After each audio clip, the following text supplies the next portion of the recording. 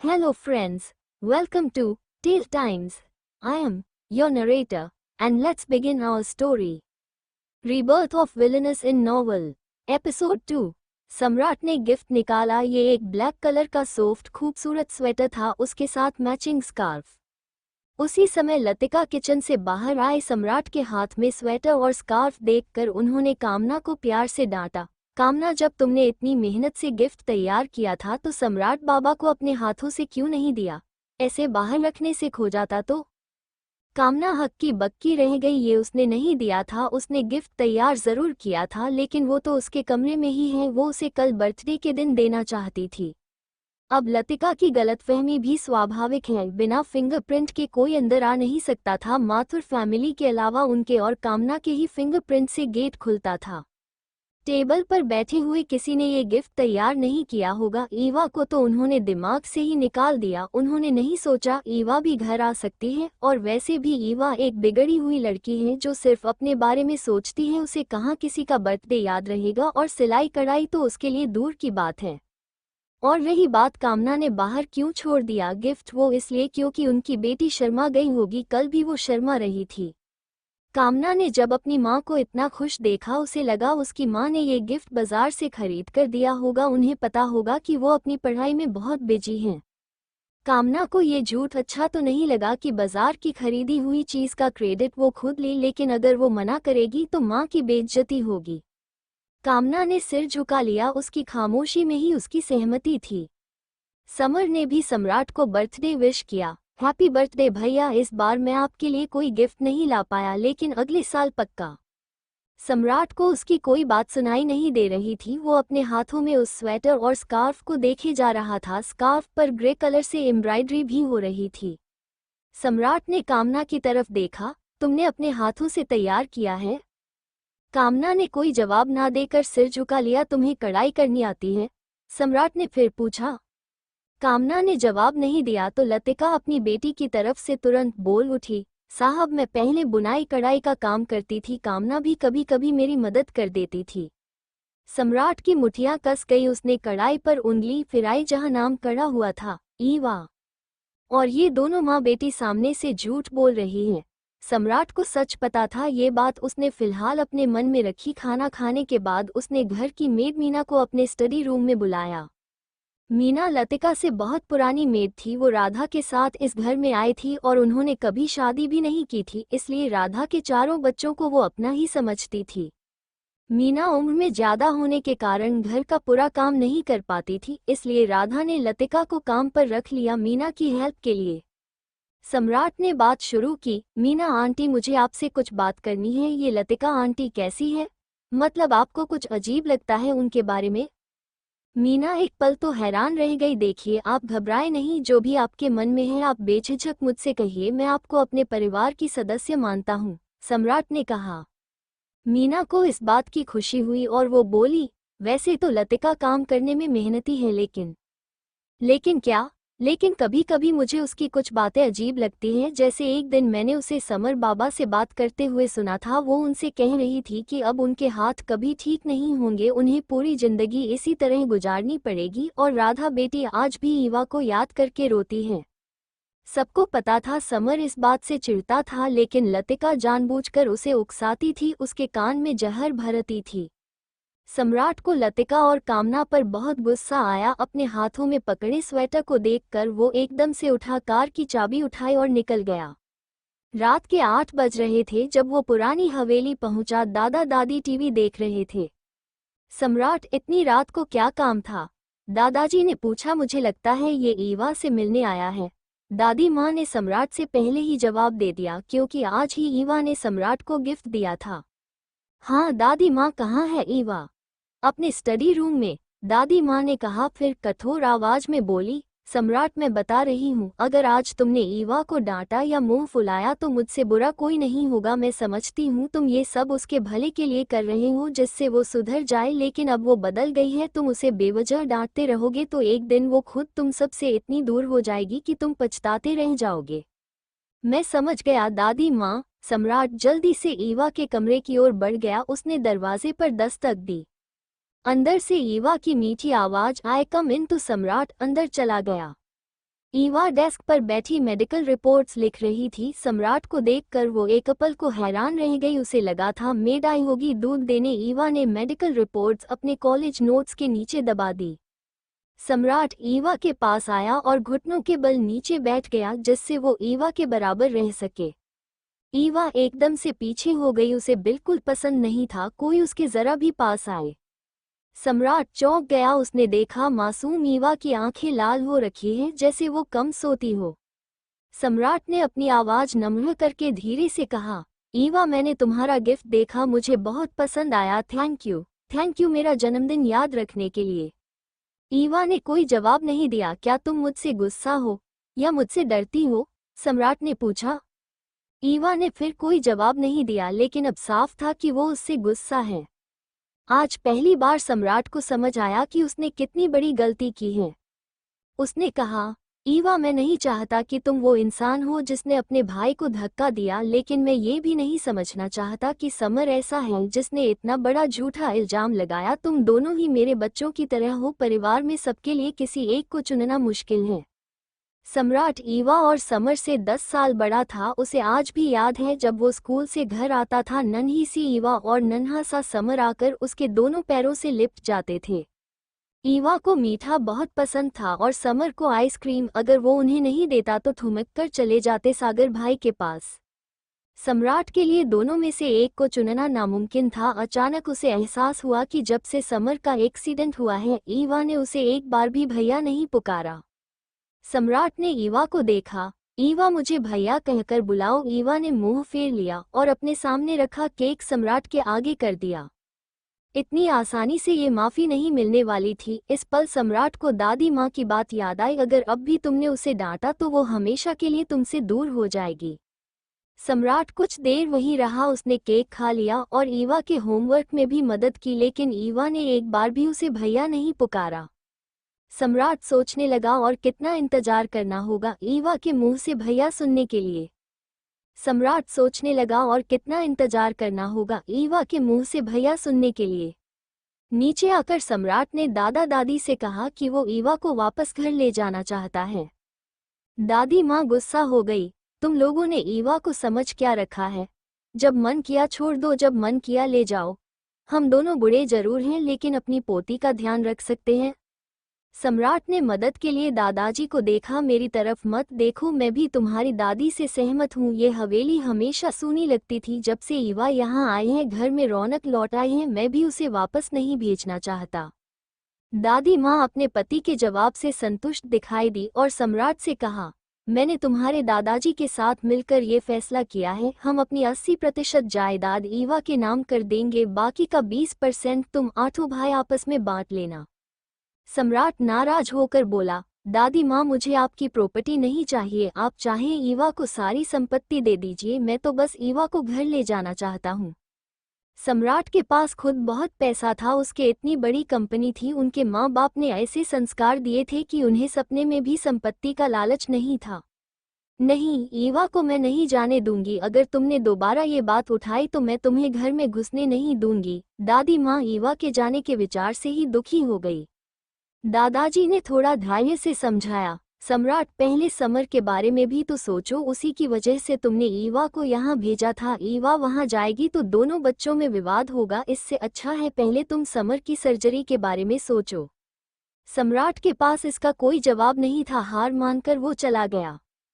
घर से निकलकर वो डॉक्टर खन्ना के पास गया जो समर का इलाज कर रहे थे। डॉक्टर मुझे आपसे जानकारी चाहिए थी। बोलिए। समर के सिर में भी चोट लगी थी, तो क्या ऐसा हो सकता है कि वो थोड़ी सी मेमोरी भूल गया हो? हो सकता है गिरते समय समर शोक में चला गया था और गिरने से पहले वो ईवा से लड़ रहा था, तो स्वाभाविक है उसके दिमाग में ये बात घर कर गई हो कि ईवा ने ही उसे धक्का दिया था। सम्राट सोच में पड़ गया। समर के गिरने के बाद लतिका ही उसे हॉस्पिटल लेकर गई थी और उसी ने सबको बताया था समर को ईवा ने धक्का दिया है। जिसने भी मेरे परिवार को नुकसान पहुंचाने की कोशिश की है उसे मैं छोड़ूंगा नहीं। सम्राट को लतिका पर शक था लेकिन उसके पास पक्के सबूत नहीं थे। दूसरी तरफ माथुर मैंशन में कामना अपनी माँ से नाराज होकर बोली, माँ प्लीज आप मुझे बताकर कुछ किया करो। क्या जरूरत थी झूठ बोलकर वो स्वेटर और स्कार्फ देने की? लतिका कंफ्यूज हो गई। लेकिन दिया तो तूने ही था, मैंने क्या गलत किया? कामना आंखें बड़ी करके बोली, मतलब वो स्वेटर आपने नहीं खरीदा था? नहीं, मतलब तूने भी गिफ्ट बैग वहां नहीं रखा था? नहीं। हे भगवान, ये क्या अनर्थ हो गया? लतिका ने अपना माथा पकड़ लिया। अगर ये राज खुल गया तो? और अगर साहब ने मुझे नौकरी से निकाल दिया, मैं तेरी कॉलेज की फीस कैसे भरूंगी? कामना भी चिंता में डूब गई। मैं ही बेकार हूँ, मुझे तुझ पर गिफ्ट देने का जोर देना नहीं चाहिए था। एक तो तू पहले से ही पढ़ाई में व्यस्त है और मैंने सब गड़बड़ कर दिया, मेरे साथ तू भी फंस गई। लतिका रोने लगी। कामना को अपनी माँ के लिए बहुत बुरा लगा। चुप हो जाओ माँ, तुमने जानबूझकर तो कुछ नहीं किया, सब मेरे भले के लिए ही किया था। लेकिन अगर साहब को सच पता चल गया तो हमारी क्या इज्जत रह जाएगी? लतिका की जान निकली जा रही थी। मेरे पास एक आइडिया है, मैंने जो स्वेटर बुना था वो भी बस तैयार है, मैं उसकी कुछ फोटो खींच लूंगी और जैसे बैग में वो गिफ्ट था उसी तरह का बैग बाहर गार्डन में फेंक दूंगी। अगर किसी ने हमसे पूछा तो हम कह देंगे कि हम भी धोखा खा गए, हमने गिफ्ट तो तैयार किया था लेकिन एक जैसा बैग होने की वजह से कंफ्यूजन हो गई। लतिका थोड़ी शांत हुई, फिर कामना के सिर पर हाथ रखकर बोली, मैं कैसी माँ हूँ? मेरी वजह से तुझे ऐसी जिंदगी जीनी पड़ रही है। अगर मेरे पास पैसे होते तो तू भी उस ईवा की तरह शान की जिंदगी जीती। माँ आप चिंता मत करो, एक दिन मैं बहुत सारा पैसा कमाऊंगी, फिर तुम्हें किसी के यहाँ नौकरी नहीं करनी पड़ेगी। कामना ने अपनी माँ के हाथ देखकर कहा, जो झाड़ू पोछे के काम से काफी सख्त हो गए थे। लतिका राधा से 7-8 साल छोटी थी, लेकिन फिर भी आज जब दोनों साथ खड़ी होती हैं तो राधा उसकी माँ से 10 साल छोटी लगती है, क्योंकि राधा बचपन से ही अमीर खानदान में पली बड़ी थी और अब शादी भी अमीर खानदान में हुई, उसमें भी पति का प्यार, आज्ञाकारी बच्चे, मतलब जीवन में कोई दुख देखा ही कहाँ था उसने। शायद राधा ने कभी किचन में काम भी ना किया हो, झाड़ू पोछा तो दूर की बात है। और एक उसकी माँ है जिसका पति भी उन दोनों माँ बेटी को छोड़कर किसी औरत के साथ चला गया। कभी कभी कामना को उन सब से बहुत जलन होती थी। यहाँ कामना ये भूल रही थी कि नौकर मालिक का रिश्ता विश्वास पर टिका होता है, जो उसकी माँ लतिका पहले ही तोड़ चुकी थी जिस दिन उसने सरिता से हाथ मिलाया था। और माथुर परिवार ने उन्हें अपने घर में भी रखा, कभी तनख्वाह की कमी नहीं की, कभी पैसे मांगे तो मना नहीं किया, यहाँ तक उन्हें कभी अपने से नीचा नहीं देखा। तभी तो समर ने कामना से दोस्ती कर ली, राघव जी और राधा ने उसे अपने साथ एक ही टेबल पर खाने दिया। जिस परिवार ने उन्हें इतना सब दिया उसी के साथ लतिका ने विश्वासघात किया था। अपनी बेटी का जीवन संवारने के लिए उसने किसी और की बेटी के जीवन से खिलवाड़ किया था। आज मंगलवार था, कॉलेज में आज एग्जाम थे। इसी समय कॉलेज फोरम पर एक न्यूज आई। धमाकेदार खबर, एक लड़का कॉलेज के गेट पर खड़ा है और प्रपोज कर रहा है। पता है किसे? ईवा को। इसी के साथ दो फोटो थी, एक में गेट पर बैलून फूल लगे हुए थे, एक बड़ा सा बैनर लगा था जिस पर बड़े बड़े शब्दों में लिखा था, आई लव यू ईवा, तुम मेरे जीवन की रोशनी हो, मैं तुम्हारे बिना नहीं जी सकता। इसी के साथ दूसरी पिक्चर थी उस लड़के की, वो एक दुबला पतला सा लड़का था, कलर करे हुए बाल, जीन्स, कटी फटी वाली शर्ट, आगे से खुली हुई, हाथ में फूलों का बुके, वो नंबर 1 मवाली लग रहा था, सड़क का गुंडा। Oh my God, Eva dating कर रही है। ये कैसे कैसे लड़कों के साथ घूमती है। ये लड़का एक नंबर का टपोरी लग रहा है। ईवा की वजह से हमारे स्कूल का नाम भी बदनाम हो रहा है। इसमें ईवा की क्या गलती है? ईवा की गलती है, अगर वो ऐसे लोगों के साथ नहीं घूमती तो ये लड़का ईवा को ही प्रपोज क्यों कर रहा है? कॉलेज में इतनी लड़कियां हैं, हमारे साथ तो ऐसा नहीं हुआ। कॉलेज को इस लड़के और ईवा पर तुरंत एक्शन लेना चाहिए। ये ईवा बिना कोई तमाशा किए रह नहीं सकती। सारे कमेंट्स पढ़कर सोफी शातिराना तरीके से मुस्कुराई।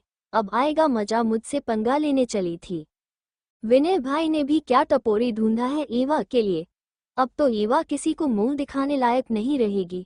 उसकी चमची बोली, तुम दोनों जाओ और ये फोटो इंटरनेट पर वायरल कर दो। उस ईवा ने बहुत बेइज्जती की थी ना मेरी वीडियो वायरल करके। अब उसका बदला लेने का समय आ गया है। हम अभी जाते हैं। धीरे धीरे ये खबर आग की तरह फैल गई। ईवा क्योंकि एग्जाम हॉल में थी, उसे इस सारे मामले की कोई खबर नहीं थी। एग्जाम पूरा होते ही गुंजन भागती हुई आई। ईवा, बहुत बड़ी गड़बड़ हो गई ये देख। ईवा ने उसके हाथ से फोन लिया। न्यूज देखकर वो समझ गई, फिर किसी ने उसे फंसाने की कोशिश की है। बाहर आकर ईवा ने अपना फोन निकाला और डॉक्टर तन्मय को फोन किया। मुझे 2 सिक्योरिटी गार्ड चाहिए अभी। ईवा ने तन्मय को सारी बात बता दी। HR इंस्टीट्यूट बहुत बड़ा मेडिकल इंस्टीट्यूट था, इसके हर एक डॉक्टर के पास हाई सिक्योरिटी रहती थी। तन्मय एकदम सीरियस हो गया। डोंट वरी, मैं अभी भेजता हूँ। फोन रखने के बाद तन्मय खुद उठकर जाने लगा। ईवा का क्यूट चेहरा याद करके उसे उसकी टेंशन होने लगी। तभी किसी ने उसका कॉलर पकड़कर खींच लिया। तन्मय मुड़ा। ये थी इस इंस्टीट्यूट की दूसरी female member Arya. Arya normal से थोड़ी ज्यादा लंबी थी और अपनी फाइटिंग के लिए प्रख्यात थी। आर्या प्लीज अभी नहीं, मुझे जरूरी काम से जाना है। क्या काम है? अपनी ईवा किसी मुसीबत में फंस गई है। तन्मय ने भी आर्या को सब कुछ बता दिया। आर्या ने ईवा की फोटो देखी थी और वो उसकी मासूमियत की फैन हो चुकी थी। ये सुनकर कि ईवा मुसीबत में है, आर्या ने अपनी मुट्ठियां कस ली। उस गुंडे लोफर को तो मैं छोड़ूंगी नहीं। आर्या ने गुस्से में तन्मय को घूरा। तुम क्या खड़े हो अभी तक? चलो जल्दी। उधर आनंद के घर में आनंद न्यूज देख रहा था और मनन लैपटॉप पर काम कर रहा था। आनंद ने ऐसे ही कॉलेज फोरम की वेबसाइट खोली और फोरम ईवा की न्यूज से भरा पड़ा था। डैम इट, ये लफंगा कहाँ से आया? हमारी ईवा को प्रपोज करेगा। शक्ल देखी है अपनी लंगूर जैसी। आनंद 2 फीट ऊंचा उछल पड़ा। मनन के हाथ एकदम से रुक गए। उसने आनंद के हाथ से फोन छीन लिया। ईवा के बारे में गलत बातें पढ़कर मनन का ऑरा डेंजरस हो गया। संजू कामना के पास भागती हुई आई। कामना देख, ईवा ने फिर कुछ लफड़ा कर दिया। कामना ने न्यूज देखी और शांत लहजे में कहा, दूसरों के मामलों में ज्यादा नहीं घुसना चाहिए। तू ना बहुत सीधी है। वो ईवा हमेशा नाक ऊंची करके ऐसे घूमती है जैसे वो कहीं की महारानी हो। अब देखा कैसे गुंडे के साथ चक्कर है उसका। मजा आएगा तमाशा देखने में। चलना हम भी चलते हैं। नहीं, हमें भी गुंडों से दूर रहना चाहिए। कामना बात घुमाते हुए ये कह रही थी कि ईवा गुंडों से मिलती है। चल ना चलते हैं, संजू ने बार बार कहा तो कामना मान गई। कॉलेज गेट के पास भीड़ जमा थी। सभी तमाशा देखने के लिए खड़े थे। यहाँ तक कुछ बच्चे तो फोन लेकर खड़े थे जिससे वो वीडियो बनाकर वायरल कर सके और लाइक पा सके। एक आदमी इस घटनाक्रम की लाइव वीडियो विनय को दिखा रहा था। भाई सब तैयार है, बस ईवा आ जाए, उसके बाद आप देखना क्या पिक्चर बनती है। विनय जो इस समय अपने अपार्टमेंट में था, वीडियो देखकर दांत चमकाकर बोला, बहुत बढ़िया मोनू। जो लड़का ईवा को प्रपोज कर रहा था से कहना ईवा का हाथ पकड़कर उसे गले लगा ले, फिर ये तस्वीरें मैं इंटरनेट पर डाल दूंगा। जी भाई, विनय मुस्कुराया। वो अपनी उस दिन की बेइज्जती का बदला ले रहा था। ये प्लेन सोफी और उसने मिलकर बनाया था और इसमें कोई खतरा भी नहीं था। तभी पीछे से जोर की आवाज के साथ दरवाजा खुला। विनय हैरान रह गया, इस समय कौन होगा? वो पीछे मुड़ा, गुस्से में लबरेज उसके पिता मिस्टर विनीत खड़े थे। विनय कुछ पूछता उससे पहले 2 और शख्स अंदर आए, आनंद और मनन, उनके पीछे बहुत सारे बॉडीगार्ड्स। मनन को देखते ही विनय तो सदमे में था। मनन ने इशारा किया। 2 बॉडीगार्ड्स ने आकर विनय को पकड़ लिया और उसका फोन छीनकर आनंद को दे दिया। आनंद को जल्द ही विनय और सोफी के मैसेजेस दिख गए। उसने सारा चैट रिकॉर्ड अपने फोन से कॉलेज फोरम पर अपलोड कर दिया। ये सबूत था कि सारा किया धरा सोफी और विनय का था। विनय तो अभी तक सदमे में था। उसने सपने में भी नहीं सोचा था उनका फुल प्रूफ प्लेन इतनी जल्दी धराशायी हो जाएगा। विनय तो अभी तक सदमे में था। उसने सपने में भी नहीं सोचा था उनका फुल प्रूफ प्लेन इतनी जल्दी धराशायी हो जाएगा। और ये मिस्टर ओब्रोए यहाँ क्यों आए हैं? ईवा को बचाने। लेकिन ईवा से रिश्ता क्या है इनका? विनय को समझ आ गया यहाँ सिर्फ मनन की ही चलेगी, इसलिए गिड़गिड़ाने लगा, मनन साहब मुझे माफ कर दीजिए, आगे से ऐसा नहीं होगा। रस्सी कूदना आता है। मनन ने एक डेविल स्माइल दी। विनय को गूज़बम्प आ गए। उसने हाँ में सर हिलाया। रस्सी दो इसे, मनन ने बॉडीगार्ड से कहा। फिर विनय से बोला, जब तक ईवा सही सलामत कॉलेज से नहीं निकल जाती, जब तक तुम्हें 3000 बार जंप करनी है, अगर नहीं हुई तो तुम्हारी कंपनी। मनन ने अपनी बात अधूरी छोड़ दी, लेकिन मिस्टर विनीत के चेहरे का रंग उड़ गया। मनन के लिए उनकी कंपनी तिनके के बराबर है, लेकिन उनकी जीवन की पूंजी है। उन्होंने विनय को घूरा, खड़े क्या हो, तुमने सुना नहीं मिस्टर ओब्रोए ने क्या कहा? 3000 जंप शुरू करो, अगर तुम्हारी वजह से कंपनी को कुछ हुआ तो मैं तुझे एक पाई नहीं दूंगा। विनय अब अपनी किस्मत को कोस रहा था। टाइम शुरू। आनंद ने टाइमर शुरू कर दिया और एक बॉडीगार्ड गिनती करने लगा। दूसरी तरफ कॉलेज में बहुत सारी बुलेट प्रूफ ब्लैक गाड़ियां आकर रुकी। सबसे आगे वाली गाड़ी का गेट खुला और एक लंबी सी लड़की बाहर निकली। हमेशा की तरह आज उसने व्हाइट कोट नहीं बल्कि ब्लैक ओवरकोट पहन रखा था, जिसमें वो पूरी माफिया क्वीन लग रही थी। आर्या की नज़र हाथ में बुके लिए मोनू पर गई और वो तुरंत समझ गई यही वो लफंगा है जिसने ईवा को प्रपोज किया। आर्या गुस्से में आगे बढ़ी और उस चंपू के मुंह पर जोरदार मुक्का जड़ दिया। चिलगोजा कहीं का हमारी ईवा को प्रपोज करेगा? पहले शीशे में अपनी शक्ल तो देख लेता। ये तो वही बात हुई, मेढक चला हंसिनी के पीछे। जितना आर्या बोल रही थी उसे और गुस्सा आ रहा था। लगातार बारिश की तरह बरसते उसके पंच के आगे मोनू को तारे नजर आने लगे। सब लोग जो वीडियो बनाने में लगे हुए थे वो दंग रह गए और 2 कदम पीछे हट गए। उसी समय विनय के लगाए हुए बाकी के गुंडों ने एक साथ आर्या पर अटैक किया। HR इंस्टीट्यूट के बॉडीगार्ड तुरंत एक्शन में आ गए। कोई आगे नहीं आएगा। आर्या के ऑर्डर से सभी पीछे हट गए। उसके बाद 4 गुंडे और अकेली आर्या। 10 मिनट बाद सब जमीन पर धूल चाट रहे थे। ईवा जैसे ही क्लास से बाहर निकली, तन्मय उसका इंतजार कर रहा था। ईवा को सही सलामत देखकर उसने चैन की सांस ली। ईवा को वो अपनी छोटी बहन मानने लगा था। हमने सब कुछ संभाल लिया है, चलो मैं तुम्हें घर तक छोड़ दूं। तन्मय ने ईवा का बैग भी ले लिया। आप यहाँ क्यों आए? ईवा ने हैरानी से कहा। उसने तो सिर्फ 2 बॉडीगार्ड्स मांगे थे। तन्मय ने मुस्कुराकर ईवा के सिर पर हाथ रखा। तुम मुसीबत में हो तो मुझे तो आना ही होगा, चलो अब। ईवा कुछ देर तन्मय को देखती रह गई। वही गुंजन जो पुलिस को फोन करने को तैयार थी, उसने सोचा ये ईवा के भाई हैं तो उसे तसल्ली हुई। नीचे जाकर जो नजारा गुंजन ने देखा उसकी आंखें फैल गई। सारे गुंडे धराशायी हो चुके थे। किसी की आंखें फूटी थी, किसी की नाक, किसी ने अपनी कमर पकड़ रखी थी, किसी ने अपना पैर। ईवा को देखते ही आर्या उसे पहचान गई। 2 मिनट पहले जो उसके सख्त एक्सप्रेशन थे वो एकदम नर्म पड़ गए। ईवा, मैं आर्या हूँ। आर्या ने आकर ईवा को गले लगा लिया। थैंक यू, ईवा ने लफंगों को दर्द से बिलखते देख कहा। ये तो मेरा फर्ज है। आर्या का मन कर रहा था ईवा के क्यूट क्यूट गालों को खींच दे, लेकिन उसे डर था कहीं ईवा उससे डर ना जाए। ईवा आगे आए और मोनू के सीने पर पैर रख दिया। सच बोल नहीं तो, कहते हुए ईवा ने जोर से उसका सीना दबाया। मोनू लगभग बेहोश ही हो गया। मुझे ये सब करने के पैसे मिले थे? मैं तो तुम्हें जानता भी नहीं। जोर से। मोनू को ईवा इस समय साक्षात महाकाली लग रही थी। उसने बार बार अपनी गलती मानी, तब जाकर ईवा ने उसे छोड़ा और एक नज़र उन स्टूडेंट्स पर डाली जो किसी की मदद करने की जगह तमाशा देखने और वीडियो बनाने हाथ में फ़ोन लेकर खड़े थे।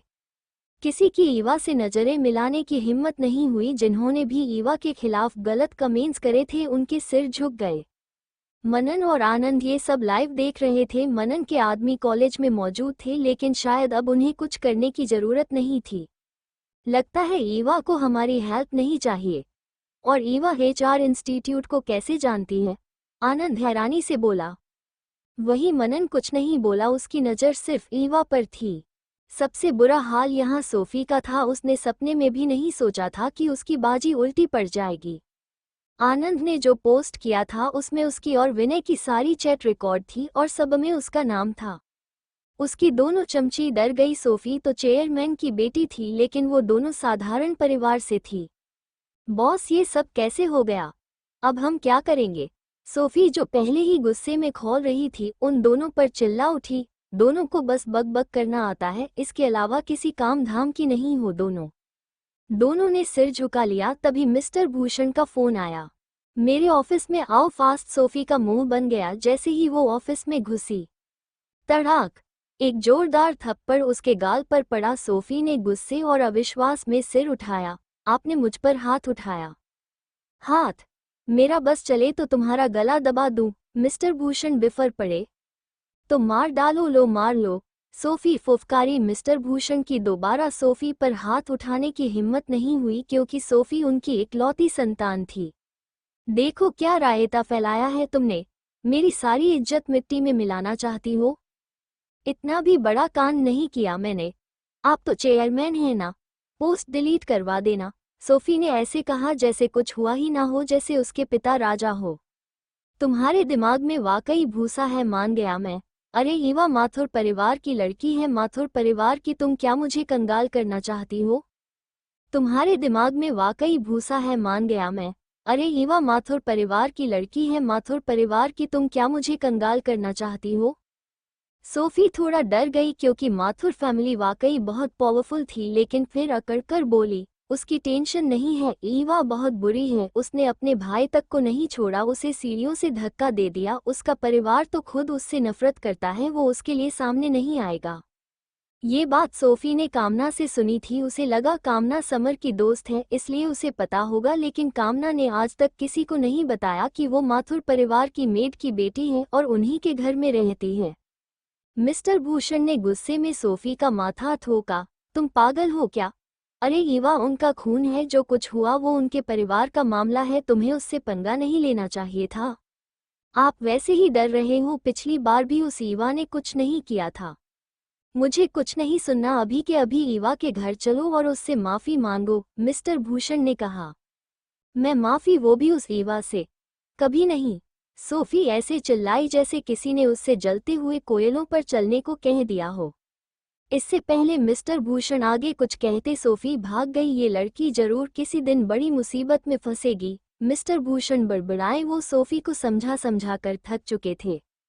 उधर आनंद और मनन जा चुके थे, 2 बॉडीगार्ड्स विनय पर नजर रख रहे थे। फाइनली उसने 3000 जंप पूरी कर ली, उसके बाद वो जमीन पर ऐसा लुढ़का कि 1 घंटे तक हिला भी नहीं। वहीं ईवा ने तन्मय को कॉलेज से ही वापस भेज दिया क्योंकि दादी माँ रोज उसे लेने आती थी और वो घर में ये बात बताकर किसी को टेंशन नहीं देना चाहती थी। जब वो लोग घर पहुंचे वहां सोमित खड़ा था, सोमित को कॉलेज में क्या हुआ सब मालूम था। उसने ईवा को एक गिफ्ट दिया, सेल्फ डिफेंस किट, जिसमें पेपर स्प्रे, पेन, नाइफ और भी छोटी छोटी चीजें थीं। इसे हमेशा अपने पास रखना, अगर कोई बैड बॉय तुम्हें परेशान करे तो ठोक देना उसे, बाकी मैं संभाल लूंगा। ईवा ने किट रख ली। अगले दिन कॉलेज जाने से पहले ईवा ने दादी माँ को एक पेपर बैग दिया, ये सोमित के लिए है, आप उसे दे देना। दादी माँ ने बैग खोला तो उसमें स्वेटर और स्कार्फ था, ग्रे कलर का। दादी माँ बहुत खुश हुई, फिर झूठा गुस्सा दिखाकर बोली, सम्राट के लिए स्वेटर, सोमित के लिए भी और मेरे लिए। तुम अपनी दादी माँ से बिल्कुल प्यार नहीं करती? नहीं वो। ईवा शर्मा गई, मैं तो मजाक कर रही थी। दादी माँ ने ईवा का कान खींच लिया। ईवा आंखें बड़ी करके उन्हें देखने लगी, वो बहुत क्यूट लग रही थी। दूसरी तरफ सम्राट को डॉक्टर खन्ना का फोन आया। सम्राट, जो इस समय ड्राइव कर रहा था, गाड़ी साइड में रोक लेता है। सम्राट, तुम्हारे लिए बहुत बड़ी गुड न्यूज है, समर की सर्जरी के लिए मैंने HR इंस्टीट्यूट में बात की थी, वो 90% श्योर है कि सर्जरी हो जाएगी। क्या? सच में? सम्राट इतना खुश हुआ कि उसके हाथ कांपने लगे। अगर समर का हाथ ठीक हो गया तो उनका घर फिर एक बार खुशियों से भर जाएगा। मुझे सर्जन की कॉन्टैक्ट इन्फॉर्मेशन भेजिए। सर्जन की इन्फॉर्मेशन मेरे पास नहीं है और ना अभी उन्होंने टाइम फिक्स किया है। ये सुनकर सम्राट थोड़ा उदास हो गया, लेकिन फिर भी एक उम्मीद की किरण तो दिखी। सम्राट ने फोन करके ये बात अपने डैड को बता दी। समर भी बहुत खुश हुआ। इसके बाद सम्राट ने कार वापस स्टार्ट की और ब्लू स्टार होटल की तरफ बढ़ा दी। कुछ देर बाद सम्राट मैनेजर के ऑफिस में उसके सामने बैठा था। उसका ऑरा खतरनाक था। मुझे उस दिन की CCTV रिकॉर्डिंग देखनी है। मैनेजर बहुत परेशान हो चुका था। पहले ओब्रोई साहब के आदमी आए और उसने पूरा रजिस्टर दे दिया और अब ये साहब आ धमके। देखिए सर, वो रिकॉर्डिंग मिसिंग है, मैं इसमें कुछ नहीं कर सकता। मुझे उस दिन की रिकॉर्डिंग चाहिए, मतलब चाहिए। सम्राट ने मैनेजर को घूरा। मैनेजर को भी अब गुस्सा आ गया। देखिए सर, आप होंगे बड़े आदमी, लेकिन मैं भी ब्लू स्टार होटल का मैनेजर हूँ, हमारी बहुत सारी ब्रांच है, आप इस तरह बदतमीजी नहीं कर सकते। सम्राट कुछ नहीं बोला। उसने अपना फोन निकाला और किसी को फोन किया। उसके फोन रखते ही मैनेजर का फोन बज उठा। बात करते करते मैनेजर के माथे पर पसीने आ गए। जी सर, जी मैं संभाल लूंगा। Okay sir. फोन रखकर मैनेजर ने अपना पसीना पोंछा और सम्राट से विनम्रता के साथ बोला, सर मैं अभी रिकॉर्डिंग मंगवाता हूँ। उसका एटीट्यूड ठप हो गया था। कुछ ही देर में उस दिन की CCTV रिकॉर्डिंग सम्राट के सामने थी, जिस दिन समर का एक्सीडेंट हुआ था। समर के गिरने वाली क्लिप इसमें से हटा दी गई थी। सम्राट ने देखा जब ईवा और समर लड़ रहे थे। लतिका नीचे से बार बार उनकी तरफ देख रही थी, जैसे उसे पता है आगे क्या होने वाला है। लेकिन ये सबूत काफी नहीं था। लतिका कह सकती थी कि उसे बच्चों की फिक्र हो रही थी, इसलिए वो उन्हें देख रही थी। सम्राट को और पक्के सबूत चाहिए थे। उस दिन सर्विलेंस वीडियो का इंचार्ज कौन था? बुलाओ उसे, सम्राट ने कहा। सर, उसने तो 1 हफ्ते पहले ही रिजाइन कर दिया, पता नहीं क्या कारण, बस अचानक रिजाइन करके चला गया, मैनेजर ने कहा। उसकी इन्फॉर्मेशन दो जी। सर, सम्राट ने इन्फॉर्मेशन अपने आदमियों को दी तो उसे पता चला वो आदमी ये शहर छोड़कर जा चुका है। यहाँ तक उसने अपना नंबर, एड्रेस सब बदल दिया। अब तो सम्राट को पूरा यकीन था उस दिन जो हुआ वो किसी की सोची समझी साजिश थी। शनिवार को सरिता सोमित के साथ हवेली में आए। आज सोमित ने ईवा का दिया हुआ स्वेटर पहन रखा था जिसमें वो बहुत हैंडसम लग रहा था। सोमित तो ऐसे खुश हो रहा था जैसे उसे बहुत बड़ा खजाना मिल गया हो। अंदर हॉल में जब वो आए तो उन्होंने देखा राधा, राघव जी, समर, सम्राट भी आए हुए हैं। राधा पहले से पतली और कमजोर लग रही थी, चेहरे का नूर कम हो गया था। ये देखकर सरिता को बहुत खुशी हुई। जब वो दोनों किसी पार्टी में एक साथ होती थी सभी औरतें बस राधा की तारीफ करती थी। राधा के सामने जैसे वो किसी को नजर ही नहीं आती थी। आज इसे कोई देखेगा तब भी क्या इसकी तारीफ करेगा, सरिता ने मन ही मन सोचा। दीदी, आप भी यहाँ हैं? सरिता मुस्कुराई। हम, राधा ने बस छोटा सा जवाब दिया। राधा का मन ईवा में था लेकिन ईवा कहीं दिख नहीं रही थी। राधा का मन ईवा में था लेकिन ईवा कहीं दिख नहीं रही थी। दादी माँ सब समझ रही थी, उन्हें राधा पर तरस भी आ रहा था। वही समर अपने फोन में घुसा हुआ था। वो सिर्फ सम्राट के डांटने की वजह से यहाँ आया था और साथ ही इस बात की खुशी थी कि उसकी सर्जरी के लिए एक किरण मिल गई थी। सोमित समर से गुस्सा था क्योंकि समर की वजह से ईवा को बहुत तकलीफ हुई थी। सोमित ने देखा सम्राट ने भी उसके जैसा स्वेटर पहना था, बस कलर अलग था। इसका मतलब ईवा ने स्पेशली उसके लिए ये स्वेटर नहीं बनाया। फिर सोमित के मन में आया कि सम्राट का तो बर्थडे था लेकिन उसे तो ईवा ने वैसे ही गिफ्ट दिया था। समर ने भी नोटिस किया था कि सोमित का स्वेटर सम्राट के जैसा है लेकिन सम्राट को तो कामना ने गिफ्ट किया था। फिर दोनों स्वेटर एक जैसे कैसे हो सकते हैं? दादी माँ, ईवा कहाँ है?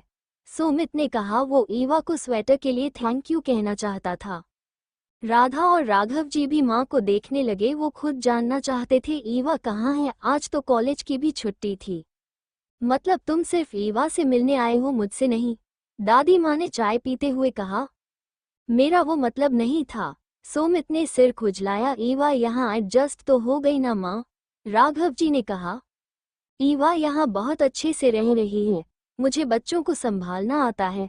दादी माँ ने राघव जी को घूरा तो राघव जी ने सिर झुका लिया। वो अपने दोस्त आनंद के साथ बारबेक्यू का सामान लेने गई है, आती ही होगी। दादी माँ से राधा का उदास चेहरा देखा नहीं गया तो उन्होंने बता दिया। उसी समय ईवा अंदर आई। उसके पीछे आनंद और मनन भी थे। वो भी हाथों में खूब सारे बैग पकड़े जबकि ईवा खाली हाथ थी। आनंद ने लाइट कलर कपड़े पहने थे, वहीं मनन हमेशा डार्क शेड के कपड़े पहनता था। ये लो आ गई ईवा, दादी माँ ने कहा। समर की मुठियाँ कस गई लेकिन उसने सिर उठाकर एक बार भी ईवा को नहीं देखा। सरिता मनन को देखकर एक्साइटेड हो गई। वो मनन पर अच्छा इंप्रेशन जमाना चाहती थी जिससे सोमित को बिजनेस में फायदा मिले। उसने नौकरों को डांटा, तुम सब क्या खड़े खड़े देख रहे हो, जाकर सामान पकड़ो। मनन ने उन्हें मौका ही नहीं दिया। उसने ईवा का हाथ पकड़ा और किचन की तरफ बढ़ गया। बारबेक्यू की तैयारी करते हैं। सोमित अपनी मासूम बहन को डेविल मनन के साथ अकेला कैसे छोड़ता, वो भी उनके पीछे पीछे किचन में घुस गया, साथ में आनंद भी। सरिता दांत किटकिटाने लगी। उसे ईवा और मनन की नजदीकियां खल रही थी। किचन में मैन शेफ थी, ईवा उसके असिस्टेंट थे। आनंद और सोमित मनन महाशय साइड में खड़े होकर महाराज की तरह देख रहे थे। दूसरी ओर राघव जी अपने पिता से अकेले में बात कर रहे थे। डैड, मुझे आपसे कुछ मदद चाहिए। बोलो, मैं रिटायर हो गया हूँ लेकिन अपने परिवार की मदद कर सकता हूँ। समर की सर्जरी सक्सेसफुल होने के 90% चांस हैं लेकिन वो सर्जन हमें फिक्स डेट नहीं बता रहा। आप तो जानते हैं जितनी जल्दी समर की सर्जरी हो जाए उतना अच्छा है। तुम ठीक कह रहे हो, मैं बात करता हूँ। Thank you dad. एक्सीडेंट के बारे में जो तुम छानबीन कर रहे थे उसका क्या हुआ? कोई सबूत मिला उस सर्वेंट के खिलाफ? सम्राट पता कर रहा है, इतना तो पक्का है हमारे घर की मेड लतिका का इसमें हाथ है। जल्दी पता करो और उसे घर से निकालो। जो लोग हमारे पीठ पीछे वार करे वो सबसे ज्यादा खतरनाक साबित होते हैं। जी डैड। वैसे डैड, ये मनन ईवा के साथ क्यों घूम रहा है? आप तो जानते हैं वो कितना डेंजरस है। मुझे ईवा की फिक्र हो रही है। डरने की कोई जरूरत नहीं है, मैंने इन दिनों मनन को परखा है। वो बहुत सुलझा हुआ संस्कारी लड़का है, और फिर आनंद भी तो उनके साथ रहता है। आपने कहा है तो मुझे अब कोई दिक्कत नहीं है। लगभग 1 घंटे बाद सब बाहर गार्डन में इकट्ठा हो गए। 3-4 टेबल सेट लगाए गए। मनाली के सर्द मौसम में बारबेक्यू का मजा ही कुछ और था। सरिता ने मनन को इम्प्रेस करने के लिए शेफ से कहकर अलग से बारबेक्यू तैयार करवाया और बहुत सारी महंगी महंगी ड्रिंक्स भी। ईवा किचन में से आए। उसने पिंक अपरन पहना था जिस पर कार्टून बने हुए थे। ये एप्रन मनन ने खरीदा था उसके लिए। ईवा के साथ सोमित चल रहा था, उनके पीछे मनन। मनन को ईवा के आगे पीछे घूमते देख सम्राट की भौहें तन गई। उसे आनंद से बात करनी होगी। ये मनन ओब्रोय बहुत खतरनाक है और उसकी बहन बहुत भोली। राधा और राघव जी तो ईवा को ही देख रहे थे। उन्होंने एक नज़र समर को देखा जो अभी भी मुंह फुलाए अपने फोन में घुसा हुआ था। दादा दादी बच्चों की तरह खाने का इंतजार कर रहे थे। ईवा को आते देख दादी माँ खुश होकर बोली, आज तो हम ईवा के हाथ का खाना खाएंगे। क्यों ईवा? जी दादी माँ। ईवा ग्रिल के पास आए। आनंद और सोमित उसके दोनों साइड खड़े हो गए। दरअसल दोनों में से किसी को नहीं पता था ईवा बहुत अच्छा खाना बनाती है। उन्हें डर था कहीं ईवा का हाथ न जल जाए। ईवा ने सोमित से पूछा, तुम्हें क्या खाना है? फिश, सोमित ने कहा। और तुम्हें? ईवा ने आनंद से पूछा। मुझे चिकन। ईवा सबकी फरमाइश के हिसाब से ग्रिल करने लगी। दादी माँ के लिए प्रोन फिश, दादाजी के लिए कॉर्न, सब कुछ वो एकदम प्रोफेशनल शेफ की तरह हैंडल कर रही थी। और मेरा क्या? मुझसे तो पूछा ही नहीं। मनन की भौहें तन गई और वो उठकर ईवा के पास आने लगा। सोमित तो सावधान अवस्था में खड़ा हो गया। अगर इस मनन ने उसकी बहन को परेशान किया तो वो लड़ने को तैयार था। तुम्हारे लिए वेजिटेबल्स है, ईवा ने जवाब दिया। वेजिटेबल्स? मनन को तो नॉनवेज पसंद है, आनंद ने बताया। मनन के दिल की बीमारी की वजह से सब उसे हाई कैलोरी वाला नॉनवेज खाना मना करते थे, लेकिन मनन किसी की सुनता कहा था। वेजिटेबल्स तुम्हारे लिए हेल्थी और लाइट है, तुम्हें वही मिलेगा। और मैं कुछ मशरूम भी ग्रिल करूंगी, तुम्हें पसंद आएगा। ईवा ने सख्त टीचर की तरह मनन को अपनी गोल गोल आंखों से घूरा। ओके, जो तुम बनाओगी वही खा लूंगा। मनन मुस्कुराया और जाकर वापस अपनी कुर्सी पर बैठ गया। उसे लगा था ईवा उसे भूल गई, लेकिन ईवा को उसकी इतनी फिक्र है ये जानकर उसे अलग ही खुशी मिल रही थी। तभी वो सुपरमार्केट में अलग अलग मशरूम ढूंढ रही थी। आनंद आंखें फाड़कर मनन को देखने लगा। ये मान गया? वो भी इतनी आसानी से? सोमित ने जाकर दादा दादी को पहले सर्व किया, उसके बाद ईवा ने सोमित और आनंद को सर्व किया। दोनों उसकी तारीफें करने लगे। खाना वाकई बहुत टेस्टी था। इसके बाद ईवा ने मनन को सर्व किया। उसका फोन बार बार बज रहा था। ईवा ने देखा इंस्टीट्यूट से कॉल था। क्या है? थैंक गॉड तुमने जवाब तो दिया। मुझे ये जानना था तुम सर्जरी अब करोगी? अभी नहीं बता सकती, दूसरी तरफ से दबाव बनाया जा रहा है। मैंने कहा ना, अभी नहीं बता सकती। नहीं तो मैं ये सर्जरी नहीं करूंगी। ओके। इसके तुरंत बाद दादाजी का फोन बजा। दूसरी तरफ से सुनकर उनका चेहरा कुछ उदास हो गया। सब समझ गए क्या हुआ होगा। सबसे ज्यादा सदमा समर को लगा। उसका चेहरा पीला पड़ गया। एक बार फिर उसकी उम्मीद टूट गई थी। समर, निराश मत हो, दूसरी तरफ से सिर्फ इंतजार करने को कहा गया है, मना नहीं किया, राघव जी ने समझाया। मैं समझता हूँ, समर ने धीमी आवाज में कहा और वापस अपने फोन में खेलने लगा। उसी समय सोमित सूप की ट्रे लेकर आया। ये सूप ईवा ने बनाया था। सोमित ने सबके सामने सूप की बाउल रख दी। जब समर ने वो सूप देखा, उसने अपना सही वाला हाथ आगे बढ़ाया और बाउल गिरा थी। सारा सूप नीचे गिर गया। एक पल में सन्नाटा छा गया। सबको समझ आ रहा था समर ने जानबूझकर ऐसा किया। वो कहना चाह रहा था कि वो कभी ईवा को माफ नहीं करेगा, ना उसके हाथ का बना खाना खाएगा। सोमित को इतना गुस्सा आया कि वो समर से लड़ने को तैयार था, लेकिन एक नाजुक हाथ ने उसका हाथ पकड़ लिया। सोमित ने ईवा को देखा तो ईवा ने ना में सिर हिला दिया। कोई बात नहीं। वो जानती थी लड़ने से और बात बिगड़ जाएगी, घरवालों का भी मूड खराब हो जाएगा, चुप रहने में ही सबकी भलाई थी। सोमित को इतना गुस्सा आया कि वो समर से लड़ने को तैयार था, लेकिन एक नाजुक हाथ ने उसका हाथ पकड़ लिया। सोमित ने ईवा को देखा तो ईवा ने ना में सिर हिला दिया। कोई बात नहीं। वो जानती थी लड़ने से और बात बिगड़ जाएगी, घरवालों का भी मूड खराब हो जाएगा, चुप रहने में ही सबकी भलाई थी। लेकिन सोमित को समर पर बहुत गुस्सा आ रहा था। ईवा ने कितनी मेहनत और प्यार से उन सब के लिए खाना बनाया और समर ने एक झटके में उसका अपमान कर दिया, वो भी सबके सामने। ईवा की भावनाओं की तो कद्र की होती। मैंने कहा ना मैं ठीक हूँ, सोमित फुफकार कर रह गया। सम्राट ने अचानक से एक सवाल पूछा। दादी माँ, ईवा को मेरा स्वेटर बनाने में बहुत समय लगा होगा ना? हाँ। दादी माँ को समझ नहीं आया अचानक ये सवाल क्यों पूछा सम्राट ने। समर एकदम उछल पड़ा। भैया, ये आप क्या कह रहे हो? ये स्वेटर तो कामना ने दिया था आपको। ये सुनकर दादी माँ गुस्सा हो गई। किसने कहा तुमसे? सम्राट को गिफ्ट ईवा ने दिया था, मैंने खुद उसे स्वेटर बुनते हुए देखा है। ऐसा हो ही नहीं सकता, मेरी आंखों के सामने कामना ने ये स्वेटर भैया को दिया था। समर अपने माता पिता की तरफ मुड़ा। मॉम डैड, आप भी तो वही थे, आप कहिए ना, ये स्वेटर कामना का दिया हुआ गिफ्ट है। बेटा, जो तुम्हारे भैया कह रहे हैं वही सच है, कामना ने हमसे झूठ बोला था, राघव जी ने कहा। समर ना में सिर हिलाता हुआ खड़ा हो गया। आप सब झूठ बोल रहे हैं, मुझे सब समझ आ रहा है। आप सभी चाहते हैं मैं ईवा को माफ कर दूं, लेकिन ऐसा नहीं होने वाला। आप सबको इसमें कामना को घसीटने की जरूरत नहीं है, वो इनोसेंट है। राधा की आंखों में आंसू आ गए। समर के दिल में ईवा के प्रति कितनी नफरत थी ये साफ नजर आ रहा था। राघव जी ने राधा की पीठ थपथपाई, उन्हें भी समर से ये उम्मीद नहीं थी। बदतमीज। दादाजी ने टेबल पर हाथ मारा, सबकी सांसें थम गई। आज भी दादाजी का ओरा सबसे खतरनाक था। मान लिया तुम अपनी बहन पर भरोसा नहीं करते, वो गुस्सा करती है, तुमसे छोटी है, लेकिन तुम्हारा भाई, तुम्हारे माँ बाप, तुम्हारी दादी सब गलत बोल रहे हैं, सब झूठे हैं और एक तुम सच्चे हो। तुम्हारे मन में इस घर के बड़ों के लिए इज्जत है या नहीं? पाउटिंग। मैं समर बुरी तरह सहम गया। हम मानते हैं कि बचपन से हम ईवा को तुम सबसे ज्यादा लाड़ प्यार करते हैं, लेकिन इसका मतलब ये नहीं कि हमने तुम्हारे साथ कोई नाइंसाफी की है। क्या तुम्हें किसी चीज की कमी रखी है हमने? बोलो। दादाजी वैसे गुस्सा नहीं करते थे, उन्होंने अपने बच्चों को पूरी आज़ादी दे रखी थी। वो खुले विचारों वाले, आज के जमाने के साथ चलने वाले व्यक्ति थे, लेकिन घर की एकता उनकी सीमा थी।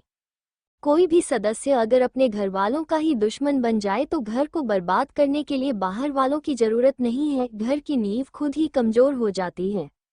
समर तो जम ही गया, उसके मुंह से कोई शब्द नहीं फूट रहा था।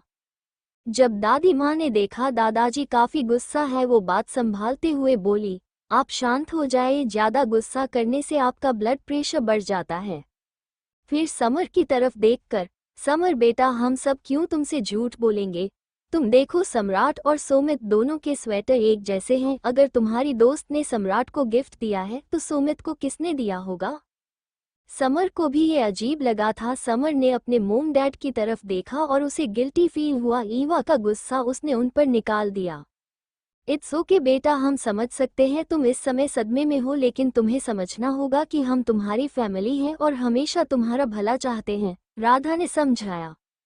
समर ने सिर हिलाया और वापस बैठ गया। शाम को जब सब वापस घर लौट आए, समर सबसे पहले कामना के पास आया। उसका चेहरा गुस्से में तमतमाया हुआ था। कामना समझ गई कि समर को गिफ्ट के बारे में पता चल गया है, वो घबराने लगी। कामना, उस दिन मेरे भाई को जो गिफ्ट मिला था वो तुमने दिया था या नहीं? समर ने गुस्से में पूछा। क्या हुआ? कामना ऐसे बोली जैसे उसे पता नहीं हो समर क्या बोल रहा है। मैंने पूछा, मेरे भैया को गिफ्ट तुमने दिया या नहीं? मैंने ही दिया था, मैंने खुद गिफ्ट बैग बाहर छोड़ा था। कामना सफाई से झूठ बोल गई। और कितना झूठ बोलोगी तुम? मुझे पता चल गया है वो गिफ्ट किसने दिया था। समर आग बबूला हो गया। उसे बहुत बुरा लग रहा था। एक के बाद एक सब उसे धोखा दे रहे थे, पहले उसकी बहन ईवा, अब उसकी दोस्त कामना। मैं क्यों झूठ बोलूंगी? कामना की मुठियां कसी हुई थी। नहीं, उसे कुछ भी करके ये झूठ बोलना ही होगा, नहीं तो उसकी माँ की नौकरी चली जाएगी। तुम झूठ नहीं बोल रही। भाई को दिया हुआ गिफ्ट किसी और का है, फिर तुम्हारा कहाँ है? कामना की नम आंखों को देखकर एक बार फिर समर को लगा कामना क्यों झूठ बोलेगी, लेकिन उसके माँ बाप भी झूठ नहीं बोल सकते। मैंने गिफ्ट बैग दरवाजे के बाहर ही छोड़ा था। जब मीना आंटी गिफ्ट लाई मुझे लगा मेरा है। हो सकता है कुछ गलतफहमी हो। कहाँ रखा था गिफ्ट, दिखाओ मुझे। चलो। कामना समर को दरवाजे के पास ले आई। यही रखा था मैंने। समर ने इधर उधर नजर दौड़ाई। झाड़ियों में उसे पेपर बैग दिखा। उसने उसे उठाया और खोलकर देखा। उसमें ब्लैक स्वेटर और स्कार्फ था। यही है तुम्हारा गिफ्ट? हाँ। कामना को गिल्टी फील हो रहा था, लेकिन वो बार बार खुद को यही समझा रही थी कोई बात नहीं, बस ये मामला यही खत्म हो जाएगा। समर की भौहें तन गई। तभी सम्राट वहां आया। क्या हुआ? भैया देखो, कामना झूठ नहीं बोल रही थी। ये रहा उसका गिफ्ट। किसी ने जानबूझकर उसका गिफ्ट फेंककर अपना गिफ्ट रख दिया था, वो भी सेम टू सेम बैग में। अच्छा। सम्राट ने कामना को पैनी निगाहों से देखा। कामना के पसीने छूट गए। सबसे ज्यादा डर उसे सम्राट से ही लगता था। उसे लगा रहा था जैसे सम्राट सब जान जाएगा। मेरा आपको धोखा देने का कोई इरादा नहीं था, मुझे लगा मेरा बैग था, आप मुझे माफ कर दीजिए। समर भी कामना की तरफ से बोला। भैया कामना की इसमें कोई गलती नहीं थी। सम्राट ने कामना को घूरा और चला गया। कामना की कपकपी छूट गई। उसे बहुत घबराहट हो रही थी। सॉरी कामना, मैंने तुम्हें गलत समझ लिया। समर बोला। It's okay summer. कामना मुस्कुराई। तुम बहुत अच्छी हो, चलो बाय। समर भी अंदर चला गया। उधर सम्राट ने अपने कमरे में आकर लैपटॉप खोला। घर में जगह जगह सीसीटीवी कैमरे लगाए गए थे। सम्राट ने उस दिन की रिकॉर्डिंग देखी जब ईवा का गिफ्ट उसे मिला था। उसने देखा दिन के समय ईवा गिफ्ट रख कर गई थी और उसी रात कामना चोरी छिपे आए। कामना को पता था घर में कैमरे हैं, इसलिए वो इस एंगल से आए जिसमें वो कैप्चर ना हो, लेकिन उसे नहीं पता था कि सम्राट ने कुछ हिडन कैमरा भी लगाए हुए थे जिसमें वो कैप्चर हो गई थी। सम्राट ने देखा कामना चोरी छिपे आए और ईवा के जैसा बैग झाड़ियों में फेंक गई। सम्राट की आंखें सर्द हो गई। मेरे परिवार के साथ गद्दारी करके तुमने अच्छा नहीं किया कामना, अब इसकी सजा तुम्हें जरूर मिलेगी। सम्राट ने एक नंबर डायल किया। तुम्हें एक आदमी को ढूंढना है। किसे? हमारे घर की मेड लतिका का पति राजू। राजू पूरे दिन जुआ खेलता था और शराब पीता था। सम्राट ने मीना को बुलाया और उसे कुछ चीजें समझाई। जी साहब, मैं समझ गई। उसके बाद सम्राट ने अपने मॉम डैड और समर को बुलाया। मॉम डैड आप बैठिए, मुझे आपसे जरूरी बात करनी है, सम्राट ने कहा। फिर समर की तरफ देखकर, तुम्हें गिफ्ट के बारे में क्या लगता है? अभी तो बात हुई थी हमारी, मैं चाहता हूँ तुम मॉम डैड के सामने सारी बात रखो। समर ने हाँ में सिर हिलाया और मॉम डैड की तरफ देखकर बोला, मॉम डैड कामना की इसमें कोई गलती नहीं थी। उसने भाई के लिए गिफ्ट तैयार किया था और बाहर भी रखा था, लेकिन पता नहीं कैसे किसी ने उसका गिफ्ट झाड़ियों में फेंक कर सेम टू सेम बैग में अपना गिफ्ट रख दिया। और तुम्हें क्या लगता है ये कौन कर सकता है? सम्राट ने समर को घूरा। आज वो उसके मन का सारा गुब्बार निकालना चाहता था। समर 1 मिनट चुप हो गया, फिर बोला, ऑफकोर्स मुझे यकीन है ये सब ईवा ने ही किया है। एक जैसा बैग, एक जैसा गिफ्ट में सिर्फ सहयोग कैसे हो सकता है? राधा की आंखों में आंसू भर आए। राघव जी ने उन्हें संभाला, लेकिन उनके मुंह से भी कोई शब्द नहीं निकला। दोनों के दिल चकनाचूर हो गए थे। ये देखो जरा। सम्राट ने समर को अपना टैबलेट दिया। टैबलेट में 2 वीडियो थी। पहली में ईवा दिन के समय गिफ्ट रख कर गई थी, वहां कोई और गिफ्ट नहीं था, ना उसने किसी का गिफ्ट फेंका था। दूसरी वीडियो रात की थी जिसमें कामना चोरों की तरह इधर उधर देखते हुए ईवा के जैसा बैग झाड़ियों में फेंक देती है। दोनों वीडियो एक के बाद एक चल रही थी और समर के दिमाग में जैसे बिजली गिर गई थी। उसके चेहरे का रंग उड़ गया। ये कैसे? क्या हुआ? झटका लगा सच देखकर? सम्राट मुस्कुराया। लेकिन क्यों? कामना ने मुझसे झूठ क्यों बोला? समर बुदबुदाया। एक के बाद एक झटका उसे मिल रहा था। किस पर भरोसा करें, किस पर नहीं, कौन सच्चा है कौन झूठा? मुझे नहीं पता उसने तुमसे झूठ क्यों बोला, लेकिन सच तुम्हारी आंखों के सामने है। समर ने एक गहरी सांस ली और दन्नाता हुआ दरवाजे की तरफ भागा, लेकिन सम्राट ने उसे रोक लिया। भैया जाने दो मुझे जानना है क्यों उसने मेरी भावनाओं के साथ खेला, क्यों मुझसे झूठ बोला? समर झटपटाने लगा। एक बार उल्लू बनकर तसल्ली नहीं हुई, एक बार फिर उससे धोखा खाना चाहते हो? सम्राट ने सख्ती से कहा। समर एकदम शांत पड़ गया। हाँ, हो सकता है। फिर कामना रोने लगे, गिड़गिड़ाए और फिर एक नया झूठ बोल दे। समर घुटनों के बल गिर पड़ा और जोर जोर से रोने लगा, यहाँ तक कि उसका शरीर भी कांपने लगा। राधा का मन बहुत दुखा। वो समर को संभालना चाहती थी, लेकिन सम्राट ने उन्हें चुप रहने का इशारा किया। जब समर जी भरकर रो लिया, सम्राट ने उसे उठाया और अपने सामने करते हुए कहा, तुम्हारा हाथ खराब हो गया, मैं मानता हूँ ये किसी के लिए भी बहुत बड़ा झटका है, लेकिन एक सच ये भी है कि दुनिया में हर रोज कितने ही लोग मरते हैं, कितने लोगों के हाथ पैर खराब होते हैं, कितने लोगों को धोखा मिलता है। तुम अकेले नहीं हो जिसे दुख मिला है। समर, तुम अब बड़े हो चुके हो, अपने दुख तकलीफ का सामना करना सीखो। देखो हमारी माँ की तरफ। समर ने अपनी माँ को देखा, जो अभी भी उसे ममतामयी आंखों से देख रही थी। तुम्हें पता है माँ ने कितने आंसू बहाए हैं तुम्हारे लिए, कितनी कमजोर हो गई हैं वो, देखो उन्हें। और हमारे पापा, वो लगातार तुम्हारे इलाज की कोशिश कर रहे हैं। मैं तुम्हारे साथ हूँ। उस मक्कार दोस्त के लिए तुम हम सबको पीछे छोड़ देना चाहते हो? हम कोई मायने नहीं रखते तुम्हारे लिए। समर रोते हुए ना में सिर हिलाने लगा, उसका दिल आत्मग्लानि से भर उठा था। शांत हो जाओ, पूरा परिवार तुम्हारे साथ है, और जब तक तुम्हारी सर्जरी की डेट फिक्स नहीं हो जाती तब तक तुम मेरे साथ बिजनेस संभालोगे। समर ने सिर हिला दिया। ईवा अपने स्टडी रूम में थी। अभी अभी उसने डॉक्टर तन्मय से बात की थी। ईवा सोचने लगी, समर के मुताबिक कामना ने गिफ्ट के लिए झूठ बोला, लेकिन नोवेल में तो ऐसा कुछ नहीं हुआ था।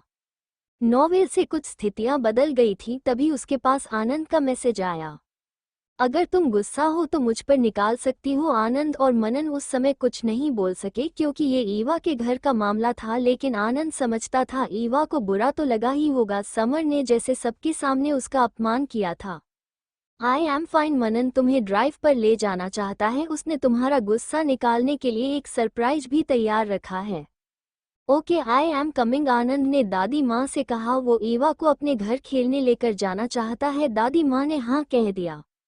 बाहर मनन अपनी स्पोर्ट्स कार में तैयार था। ईवा आकर पैसेंजर सीट पर बैठ गई। आनंद बेचारा, जो बहाना बनाकर ईवा को लाया था, उसके बैठने से पहले ही मनन ने कार स्टार्ट कर दी। सेकंडों में वो आंखों से ओझल भी हो गया। Damn it! आनंद फटाक से अपनी कार लाया और मनन की कार के पीछे दौड़ा दी। उसे डर था कहीं मासूम ईवा मनन की खतरनाक ड्राइविंग से बेहोश ही ना हो जाए, क्योंकि मनन गाड़ी दौड़ाता नहीं उड़ाता था। मनन ने कार एक अपार्टमेंट के सामने रोकी। आनंद ने जल्दी से सीट बेल्ट खोली और भागता हुआ उनके पास आया। जो उसने देखा, उसका मुंह खुला रह गया। वो चिंता में आधा हुआ जा रहा था, जबकि ईवा बिल्कुल शांत थी, जैसे उसे मनन की तूफानी ड्राइविंग से कोई फर्क नहीं पड़ा। ये दोनों एक दूसरे के लिए ही बने हैं, दोनों अलग ही दुनिया के प्राणी हैं। आनंद बुदबुदाया। मनन ईवा को लेकर ऊपर एक फ्लैट के सामने आया और दरवाजा खटखटाया।